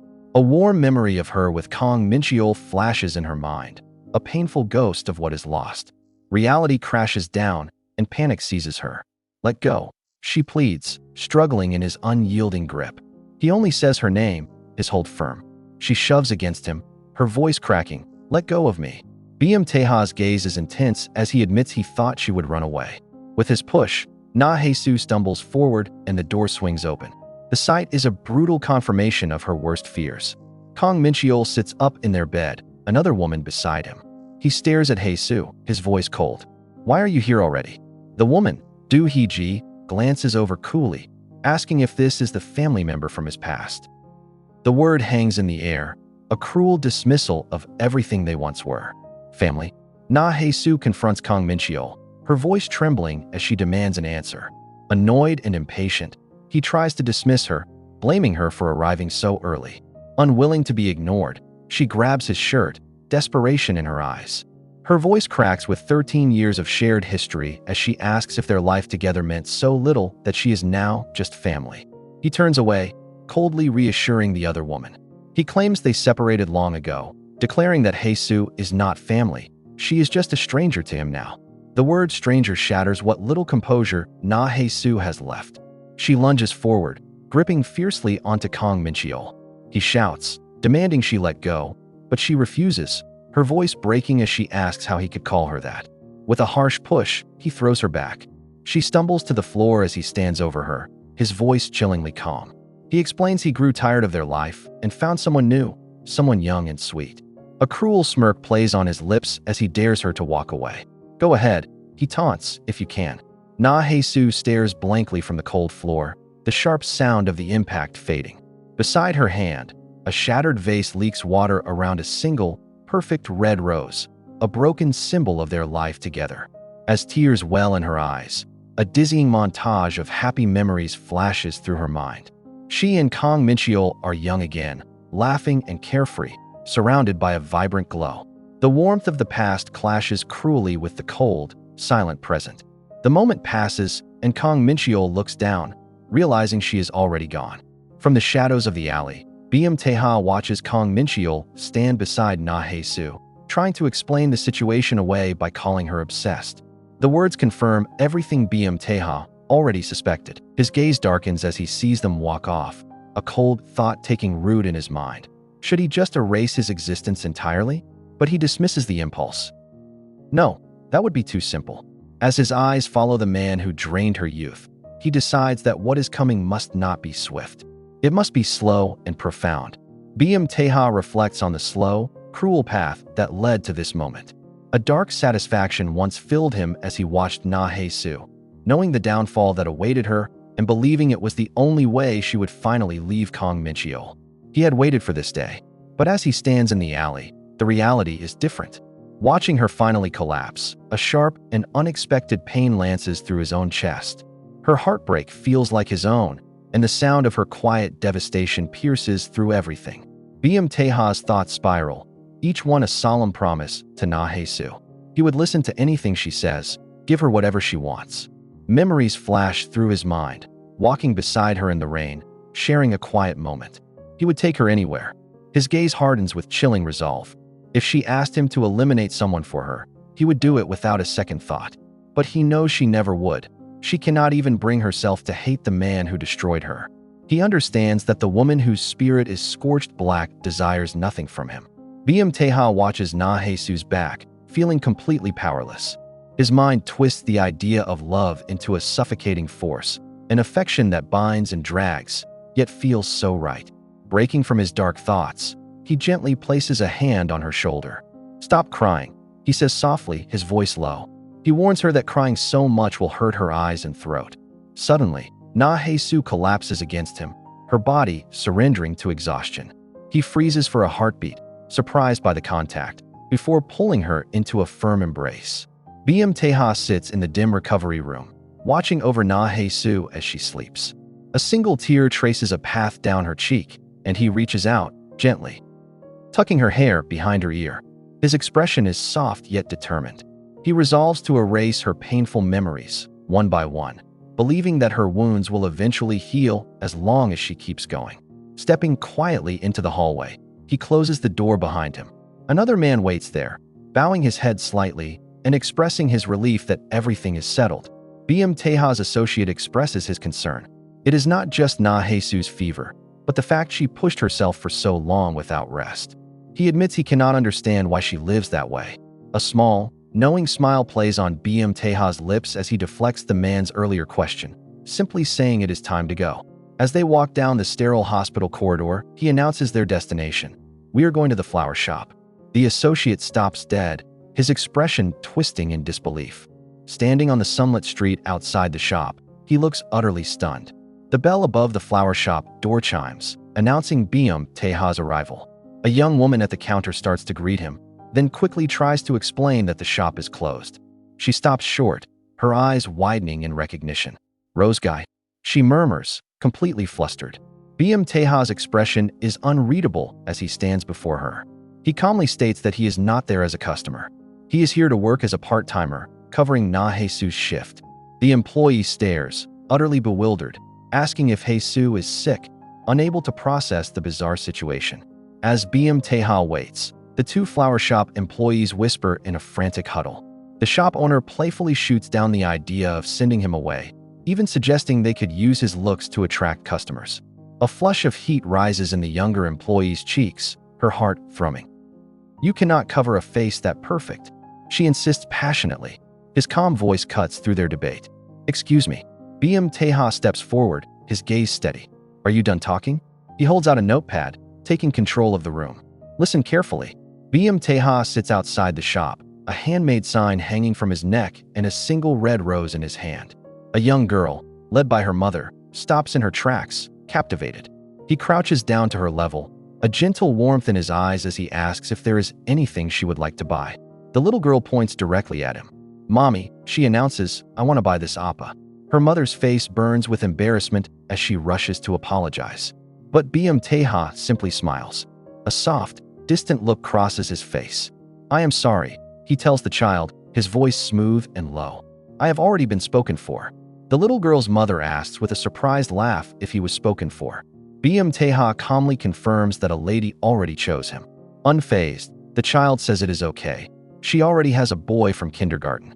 As mother and daughter walk away, the scene shifts. The atmosphere grows heavy and cold. In a dimly lit, luxurious office, a man stands with his head bowed before a seated figure. The seated man, his hands clad in black gloves, swirls a drink. He asks his visitor if he knows why he was summoned. The visitor admits he does not. Placing his glass down, the seated man murmurs that it is nothing special, his hand brushing unsettlingly close to the woman beside him. Footsteps echo in the lavish room as a powerful man explains that his son's behavior can be hard to understand. He places a gloved hand on his visitor's shoulder, leaning in close. He asks if he understands his task. "Just let me know when he acts strange." Sweating under the pressure, the visitor meekly agrees. His mind races, wondering how to report on Tae-ha when everything he does feels strange. Far away, Hae-soo thrashes in a hospital bed, her face flushed. In her restless sleep, she whispers one name, Mincheol, please. Hae-soo gasps awake, her heart pounding in the quiet of a sterile room. She sits up, disoriented, clutching the thin hospital blanket as she realizes where she is. Her phone chimes on the nightstand, and she answers a call from her boss. As Hae-soo apologizes for her sudden absence, her boss's voice shifts from concern to praise. She mentions that Hae-soo's substitute is doing a fantastic job. Confused, Hae-soo echoes the word, substitute? The question hangs in the air, a warmth of confusion spreading through her as she tries to understand. Under the city's cool, green light, Tae-ha's phone screen illuminates his face. His expression is unreadable, but a soft thought surfaces. He was hoping she could rest longer. An associate asks about the message, and Tae-ha confirms Hae-soo is awake. A quiet heat builds as he arranges the details of her substitute, a favor that seems strangely expensive. Do me this favor, the man requests. Tae-ha agrees easily, his voice low as he adds a condition for a scheduling bonus. A slow, subtle smile touches his lips as he gives a knowing nod. Under the city's stark green lights, Kang Mincheol puzzles over what could be so good about her new situation. Whether it is born from curiosity, a whim, or simply for fun, he admits to himself that he just cannot figure it out. In a dimly lit room, Hae-soo rises, a feverish memory clouding her thoughts. She recalls a moment of overwhelming closeness, a warmth that made her tremble. As she presses a hand to her own forehead, another gently takes its place. Let us see, Tae-ha murmurs, leaning in. His touch is cool as he checks her temperature, his voice low and intimate. Dear Annie, has the fever gone down? Tae-ha leans in, gently placing his hand on Hae-soo's forehead. Let us see, he murmurs, a soft smile playing on his lips as he asks if her fever is gone.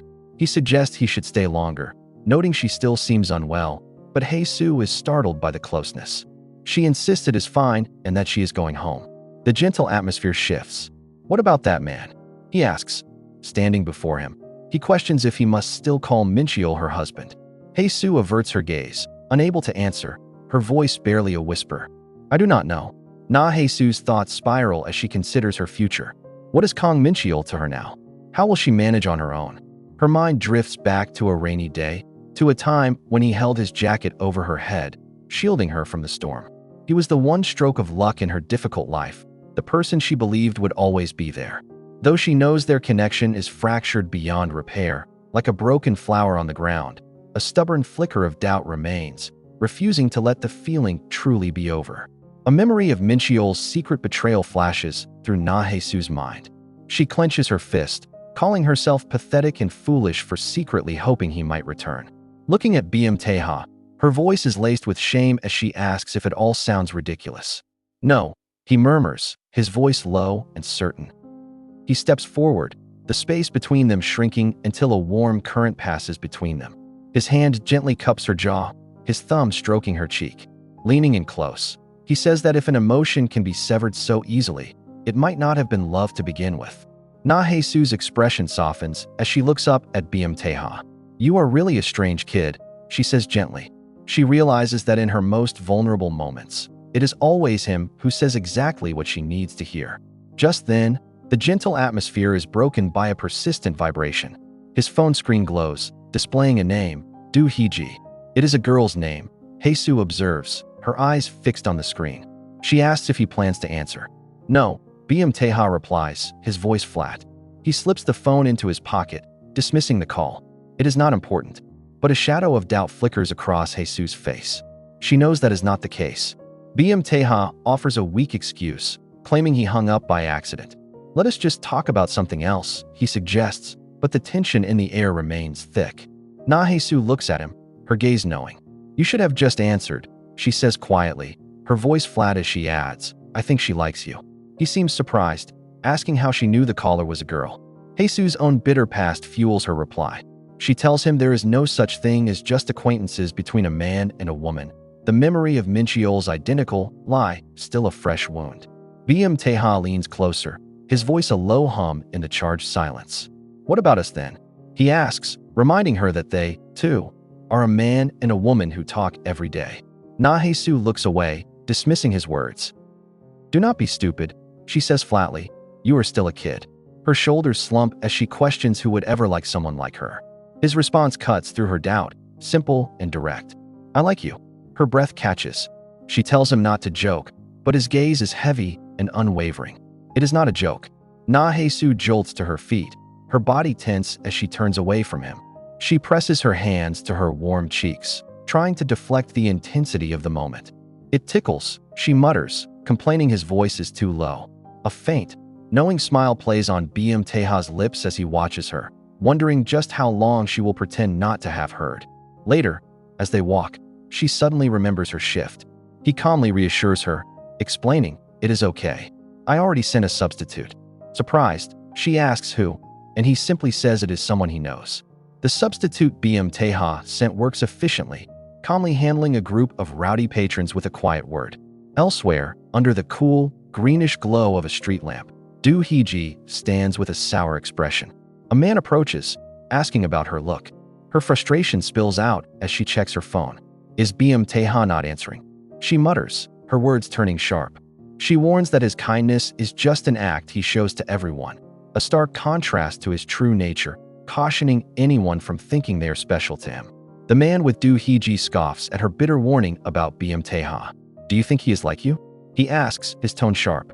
She looks at him, completely baffled, and asks what he means by that. He presses the point, accusing her of being the one who smiles and gets excited whenever any man talks to her. Her expression hardens. When did I ever do that? She snaps back, her voice rising in defense. Before he can reply, she turns her back and walks away, leaving him standing under the pale streetlights. Kang Min-cheol stands in a starkly lit room, phone pressed against his face. It is driving me crazy, he mutters, looking completely exasperated. Meanwhile, on a bridge overlooking the glittering city at night, Tae-ha is flanked by two serious-looking men. One asks what he is doing. With a faint smile, Tae-ha glances at his phone and replies, handling some persistent collectors. The screen shows a text from Hae-soo saying she misses him. His expression hardens as he turns to his associate. I have something to say, he announces, his voice low and serious. An associate informs Tae-ha that the chairman has summoned the family for an annual gathering. His older brother is arriving soon. A cold, cynical smile plays on Tae-ha's lips as he scoffs at the sudden concern for sibling bonds. He jokes that the sight of him would ruin his brother's appetite. As one of his men notes the intense rivalry, Tae-ha is asked what he will do. His answer is simple and chilling, just say he is gone. He adds that it is what his brother would want most, his mind flashing to a memory of a woman held close. A cold, cynical smile plays on Tae-ha's lips. He decides to give his brother a sweet lie as a welcome gift. Elsewhere, Kang Min-cheol's frustration boils over. He paces with his phone pressed to his ear, wondering why Hae-soo will not answer. He finds her on the street, a bag of snacks lying between them. As he reaches out, she fiercely strikes his hand away. Do not touch me, she commands, her voice thick with emotion. She tells him not to use the same hands that were with another woman. He denies it, but she cannot believe him. He grabs her, pulling her close and asking if she wants him to prove it. Hae-soo shoves Kang Min-cheol away, her rejection sharp and final. He does not fight it. Instead, his shoulders slump as he makes a confession. He admits he stayed with the other woman out of desperation, but swears he was never untrue to Hae-soo while they were together. His hand gently caresses her cheek as he promises not to bother her again. He tells her to take better care of herself, to eat well, and to find a man who can offer her more, his voice laced with the heavy weight of his apology. Kang Min-cheol turns his back on her, walking away into the cold, green-tinged night. Hae-soo stands frozen, her mind repeating that his words are a lie, that everything is a lie. But as his silhouette shrinks, a desperate whisper escapes her, "Do not go." Suddenly, she runs, crashing into his back and wrapping her arms around him in a tight embrace. Sobs rack her body as she clings to him, her pleas mixing with angry curses. Far away, Tae-ha looks on with a knowing, cynical smirk. "That is what I thought," he murmurs. The door creaks open to a quiet, messy room. Hae-soo stands in the entryway, her eyes hollow as she returns to the shabby home. Her mind flashes back to the moment she had to clean the intimate traces of his secret betrayal from their floor. She wonders if her younger, innocent self could have ever imagined this crushing reality. A faint memory of her own youthful smile haunts her. She remembers packing his life into bags, ready to discard everything. But now she just sits on the floor, defeated, unable to let go. Huddled on the floor, Hae-soo flinches as her phone buzzes insistently beside her.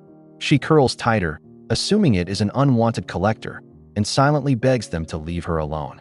But the vibration is relentless, once, twice, 10 times. She knows a call this persistent means one of two things. It is an urgent emergency, or it is from someone who truly wants to reach her. She finally glances at the screen and sees his name, Tae-ha. In another room, he answers, his voice low. "You answered." A quiet reply comes from her end. "I am sorry. I cannot wait." In the warm, soft light of his room, Tae-ha holds the phone to his ear, his voice a low, intimate murmur. He could not wait until tomorrow. He explains, he just needed to hear her voice. Huddled on the floor of her own dark, empty home, Hae-soo forces a small, fragile laugh at his attempt to make light of the day's grim discovery. He gently asks if she is all right. She tries to lie, to say she is okay, but the facade crumbles under his simple concern. "No," she finally admits, her voice cracking. "I am not okay." Over the phone, Tae-ha's voice is a low murmur. "Let us try to break free," he suggests. He lets the idea sink in before his words cut deeper, invoking the memory of her husband's infidelity with the younger woman. The sting is deliberate, a shock to her system. He asks if there is something she ever wanted, something she sacrificed for someone else.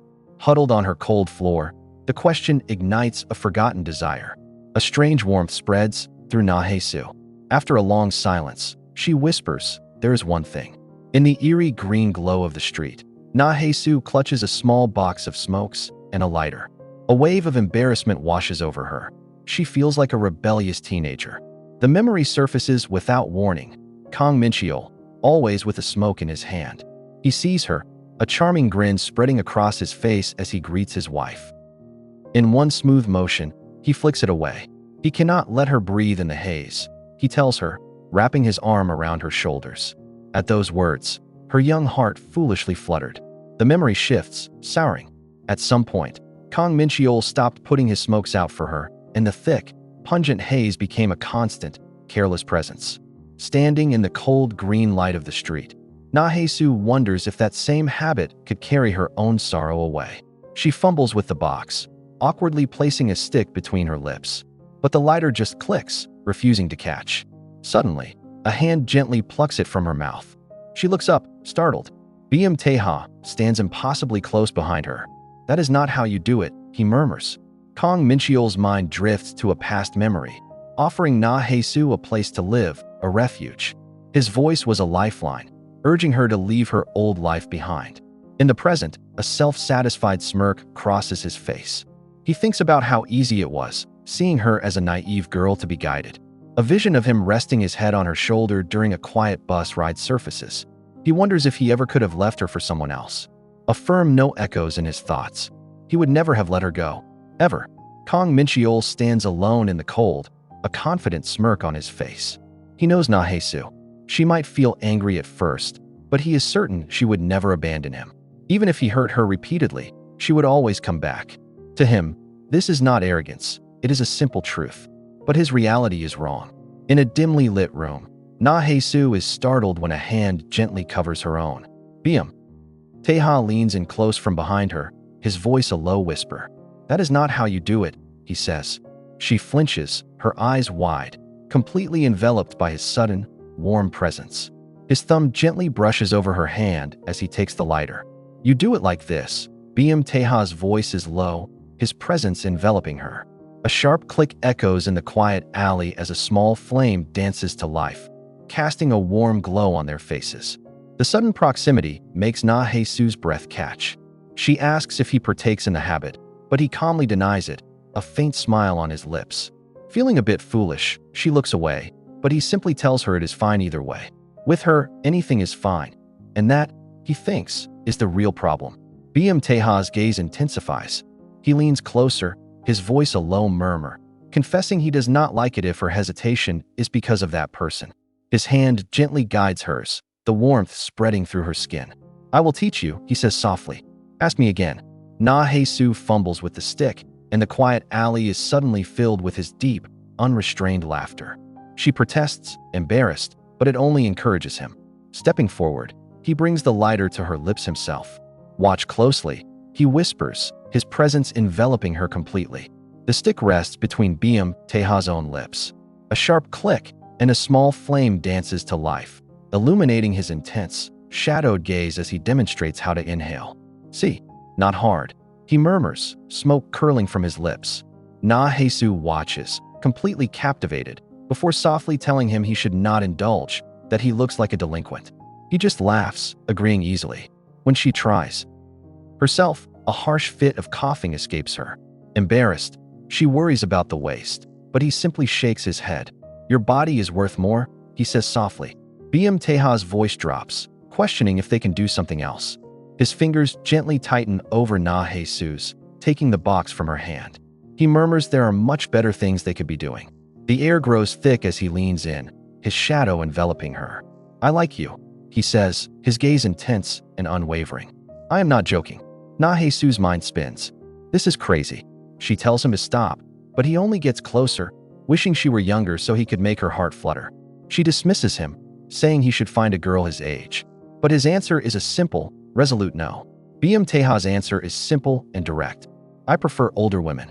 Hae-soo is left speechless, but before she can respond, a phone buzzes, shattering the intense moment.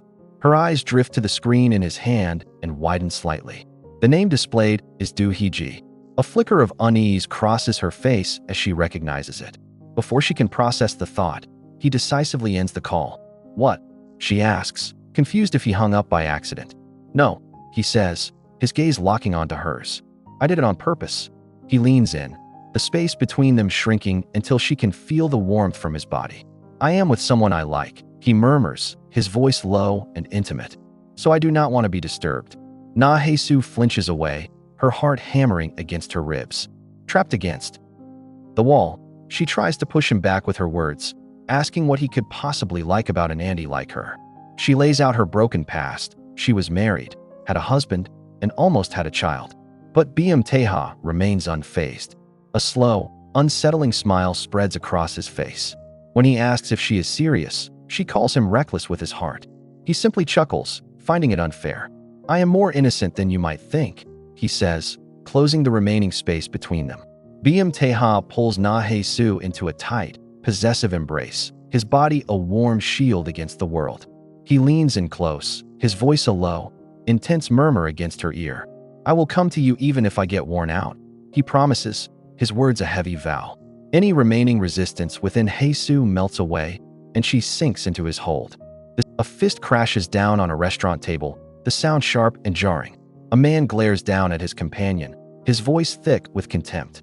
You are completely out of your mind, he seethes, insisting the problem is not Tae-ha. Later, Do-hee-ji stands alone in the cold, staring intently at her phone. Kang Min-cheol approaches, questioning why she is sending messages that will never be answered. She dismisses him curtly, but he leans in, his tone dropping to a conspiratorial whisper. Do-hee-ji, he says, his gaze fixed on her. I know exactly why Tae-ha was being so nice to you. Kang Min-cheol's thoughts spiral into bitter resentment. He scoffs at Tae-ha, recalling how his casual friendliness always felt like cold indifference. He sees the man's charm as a facade, a mature act that easily fools others. He questions Hae-soo in his mind, sneering at the idea that Tae-ha could be any different from him or any other man. His jealousy builds into a furious internal shout, insisting that just because Tae-ha is older, it changes nothing. His final, desperate thought echoes into the silence. He is no different from me. Hae-soo exhales, her patience wearing thin. Are you done talking? She asks, her voice flat as she calls him pathetic. His temper explodes. Kang Min-cheol grabs her shoulders, pulling her forcefully against him. He seethes, throwing the insult back at her and redirecting it toward Tae-ha. With a cruel smile, he reveals he knows everything. He explains that Tae-ha's younger sibling is ill, and that Tae-ha is just pitying her because she reminds him of his own family struggles. He paints Tae-ha's kindness as a selfish, pathetic act. Do not talk like that, Hae-soo warns, her voice trembling with restrained anger. A sharp sound echoes as she strikes Kang Min-cheol across the cheek. He stumbles back, his hand flying to his face in disbelief. Did you just strike me? He seethes, his own anger flaring. He raises a hand to retaliate but stops, running it through his hair in frustration. He decides it is not worth it, turning away to spark a lighter. Suddenly, a voice cuts through the night. "Why are you lighting up here?" Tae-ha stands behind him, his presence heavy and imposing. A faint, unnerving smile touches Tae-ha's lips. He calmly points out that there is no ashtray. Before Kang Min-cheol can process his words, Tae-ha grabs his hand and presses the glowing ember directly against his arm. A sharp cry echoes in the alley as Min-cheol crumples, his lighter clattering to the ground. Suddenly, Hae-soo appears, calling Tae-ha's name and demanding he not ignore her. But Hae-soo steps forward, her face flushed, her gaze fixed on him. With a trembling voice, she asks the question that fills the space between them. "Do you have a girlfriend?" Tae-ha's lips curve into a faint smile, his gaze fixed on Hae-soo. His voice is low and steady as he confirms her fears and her hopes. "Yes, I do," he admits. "Someone I really like a lot." The confession hangs in the air, a silent vow that makes her heart pound. Having settled the matter, he turns his cold, dismissive gaze to Hae-soo, telling her not to contact him anymore. He walks away, his silhouette disappearing into the green-tinged night. Later, his phone chimes. A message from Hae-soo appears, a simple request about his habit. A quiet warmth spreads through him. In the bright, warm light of the flower shop, Hae-soo's co-worker hums thoughtfully, breaking the quiet. She admits she has been curious, finally asking about Hae-soo's relationship with the rose guy. She lists his considerate actions, covering a shift when Hae-soo was sick, always picking her up after work, and points out that is far more than a simple acquaintance would do. The direct question hangs in the air. Could he actually like her? A flustered laugh escapes Hae-soo as she dismisses the idea, but her co-worker's knowing smile says otherwise, leaving the thought to bloom in Hae-soo's mind. Her co-worker waves a hand dismissively, laughing it off as a joke. All her previous comments, she insists, were just playful remarks. She wonders aloud why the rose guy would spend time with Hae-soo when he has other options, even spinning a wild theory about a dramatic past. The words echo in Hae-soo's mind. Love, she thinks, is for equals. A handsome man would not like an auntie for no reason. Miles away, Tae-ha sits alone in his dimly lit room. The thought brings a painful memory to the surface. Kang Min-cheol passionately embracing another woman. The thought echoes in Hae-soo's mind. Love is for equals. Her co-worker interrupts the spiral, tapping her shoulder and directing her gaze. Look over there. Through the doorway, Tae-ha sits alone, his head bowed. As he looks up, his expression is forlorn. Her co-worker notes he looks like a lost puppy that just found its owner. Pushing a reluctant Hae-soo to go see him, she insists on covering the shift. Hae-soo steps outside into the cool night, finding Tae-ha by his motorcycle, his eyes widening in surprise as he sees her.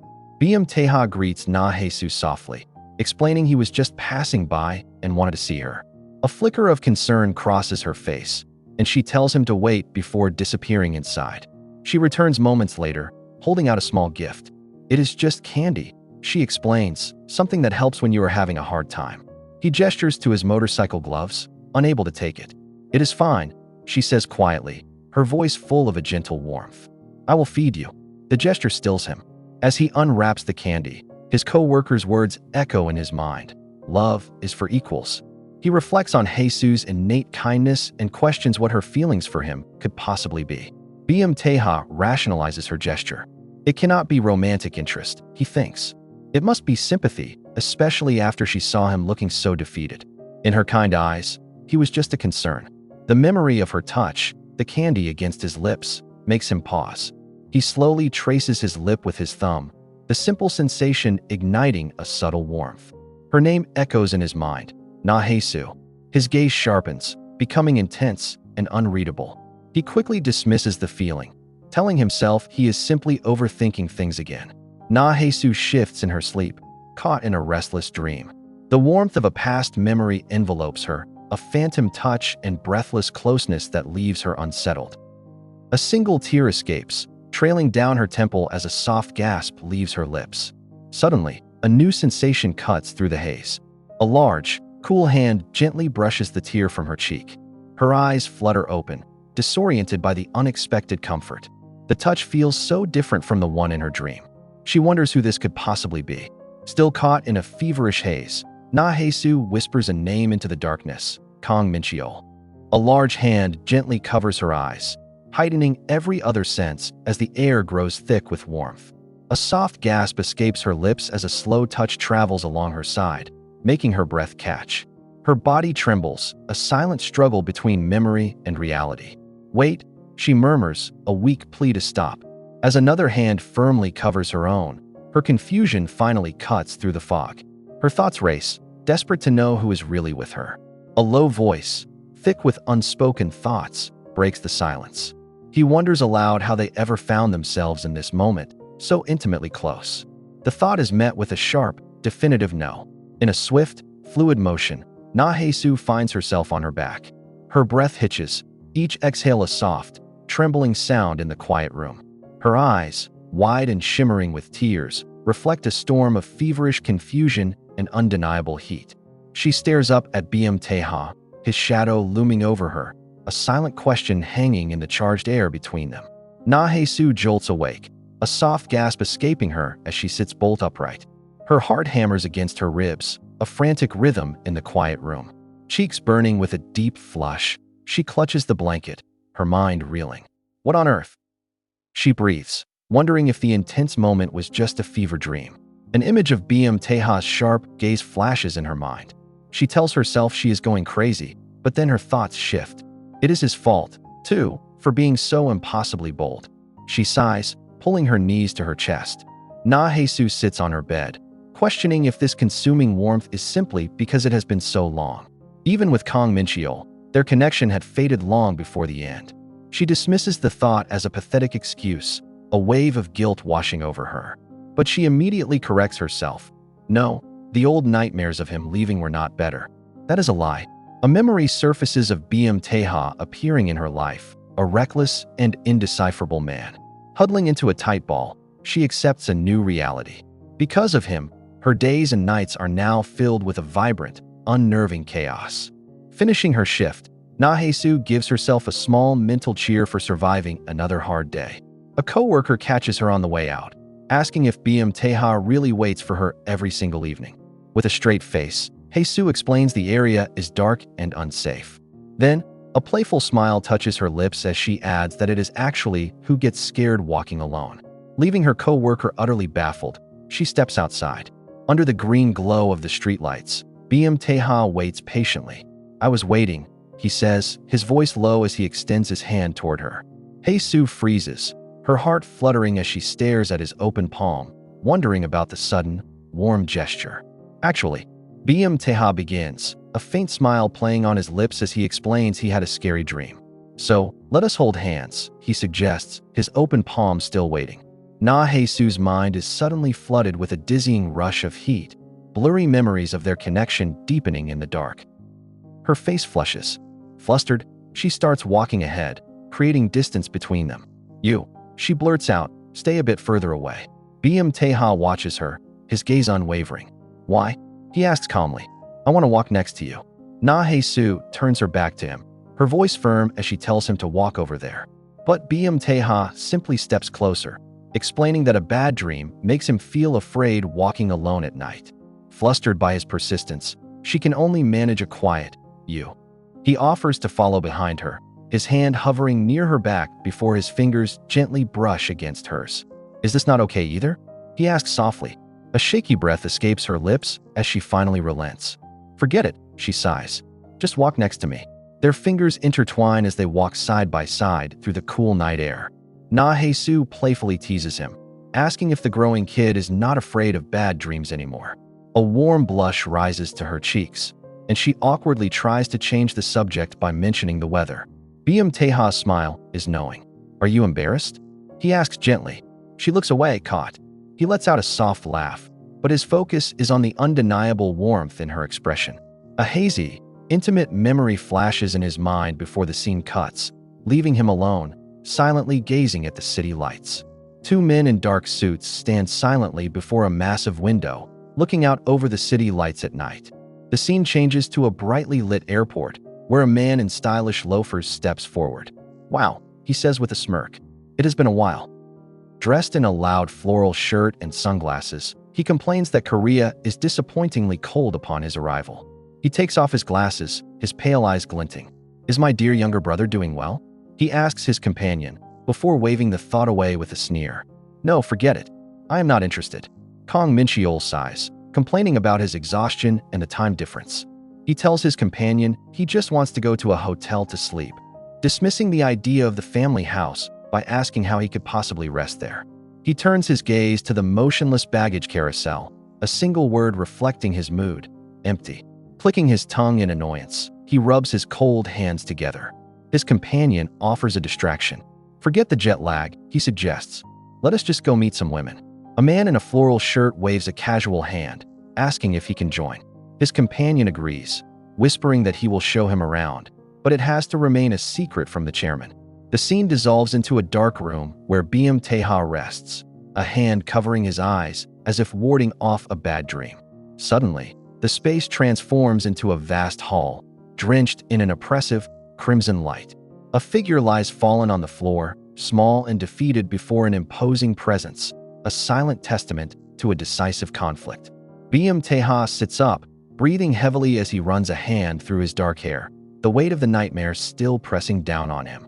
In another, colder room, an imposing figure in a suit stands with his back turned.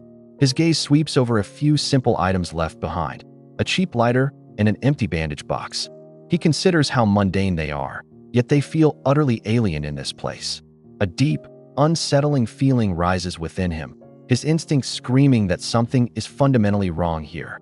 An unwelcome visitor stands in Tae-ha's apartment, his presence sharp and invasive. Tae-ha, still disoriented from sleep, demands to know how he got in. The man just smiles, cryptically mentioning the scattered rose petals on the floor. Frustrated, Tae-ha asks what he wants. The news is delivered with a calm chill. The eldest son is back in the country. The air thickens with unspoken history. Left alone, Tae-ha grips a water bottle, the pieces of his terrible nightmare clicking into place. It all makes a disturbing kind of sense now. Tae-ha stands rigidly in the dim light, demanding to know if the intrusion was truly necessary. His guest, a man in a sharp suit, offers a placid smile. Yes, he confirms, explaining he knew Tae-ha would want to hear the news immediately. Tae-ha's shoulders slump in resignation. You are right, he admits softly. The man places a hand on his shoulder, a gesture of both reassurance and control. Meanwhile, Hae-soo's mornings now move at a different pace. She wakes a little later, finding a small, quiet freedom now that she no longer has to prepare breakfast for Kang Min-cheol. In her quiet kitchen, Hae-soo finds a strange new reality. While the mountain of debt remains, the constant presence of Kang Min-cheol's hand is finally gone. Walking through the city, she can almost convince herself she is fine, even managing a faint smile. But grief is a sudden ambush. A memory of their 13 years together strikes without warning, a sharp pang that steals her breath. He once filled her entire world, and now, where he once stood beside her, there is only an empty, consuming space. She wonders if it can ever be filled again.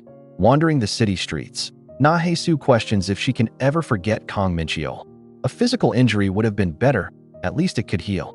Instead, she is haunted by the phantom warmth of his arms around her in their sunlit kitchen, a wound that refuses to close. She wonders just how long he will remain a constant ache in her heart. Suddenly, Tae-ha stands before her, his expression unreadable. He tells her he had a frightening dream. Please hold my hand, he requests, his voice low as his fingers gently link with hers. Though Hae-soo has been diligently cutting her spending, an unexpected impulse takes hold. She walks out of a small shop with a bag in her hand, having bought a teddy bear. It is a gift for a certain boy who is afraid of bad dreams. In the warm, soft light of a quiet room, their connection deepens, a silent understanding passing between them. A memory surfaces of a friend sewing a small heart onto a doll. She explains the old superstition. It gives the toy a soul to protect a child in their sleep. Is that really a thing? Hae-soo had asked, skeptical then, but considering it now. Hae-soo worries the teddy bear might be a childish gift for someone like Tae-ha, but a tender image of him sleeping peacefully with it convinces her otherwise. Her quiet smile is broken by his voice. Are you busy today? He asks. Though she planned to go home to sew the bear, a strange reluctance to refuse him takes hold. She tells him she is free. A soft smile plays on his lips. Then please spend some time with me. Before she can ask what he has in mind, he smoothly places a helmet on her head. Hae-soo stands stunned as the helmet settles over her hair, wondering what he is thinking. Tae-ha leans close, a dangerous glint in his eyes. To steal you away, he murmurs, his voice low. Before she can process his words, he sweeps her off her feet, his laughter echoing as she lets out a startled cry. He carries her into a building. A lock clicks, and a door swings open. Get some rest, he says softly. We are going to hang out together. His foot steps onto a floor scattered with red petals. Inside the room, a man in a dark suit waits silently, his expression cold and unreadable. And that's where we'll leave them, for now. If this one hit you right, you already know the move. Tap subscribe. The next Obsession drops twice a week, and trust me, you don't want to miss it. I pulled 2 more recaps just for you. They're on your screen right now. Pick your poison. This was Manhwa Dragon. Stay obsessed. I'll see you in the next one.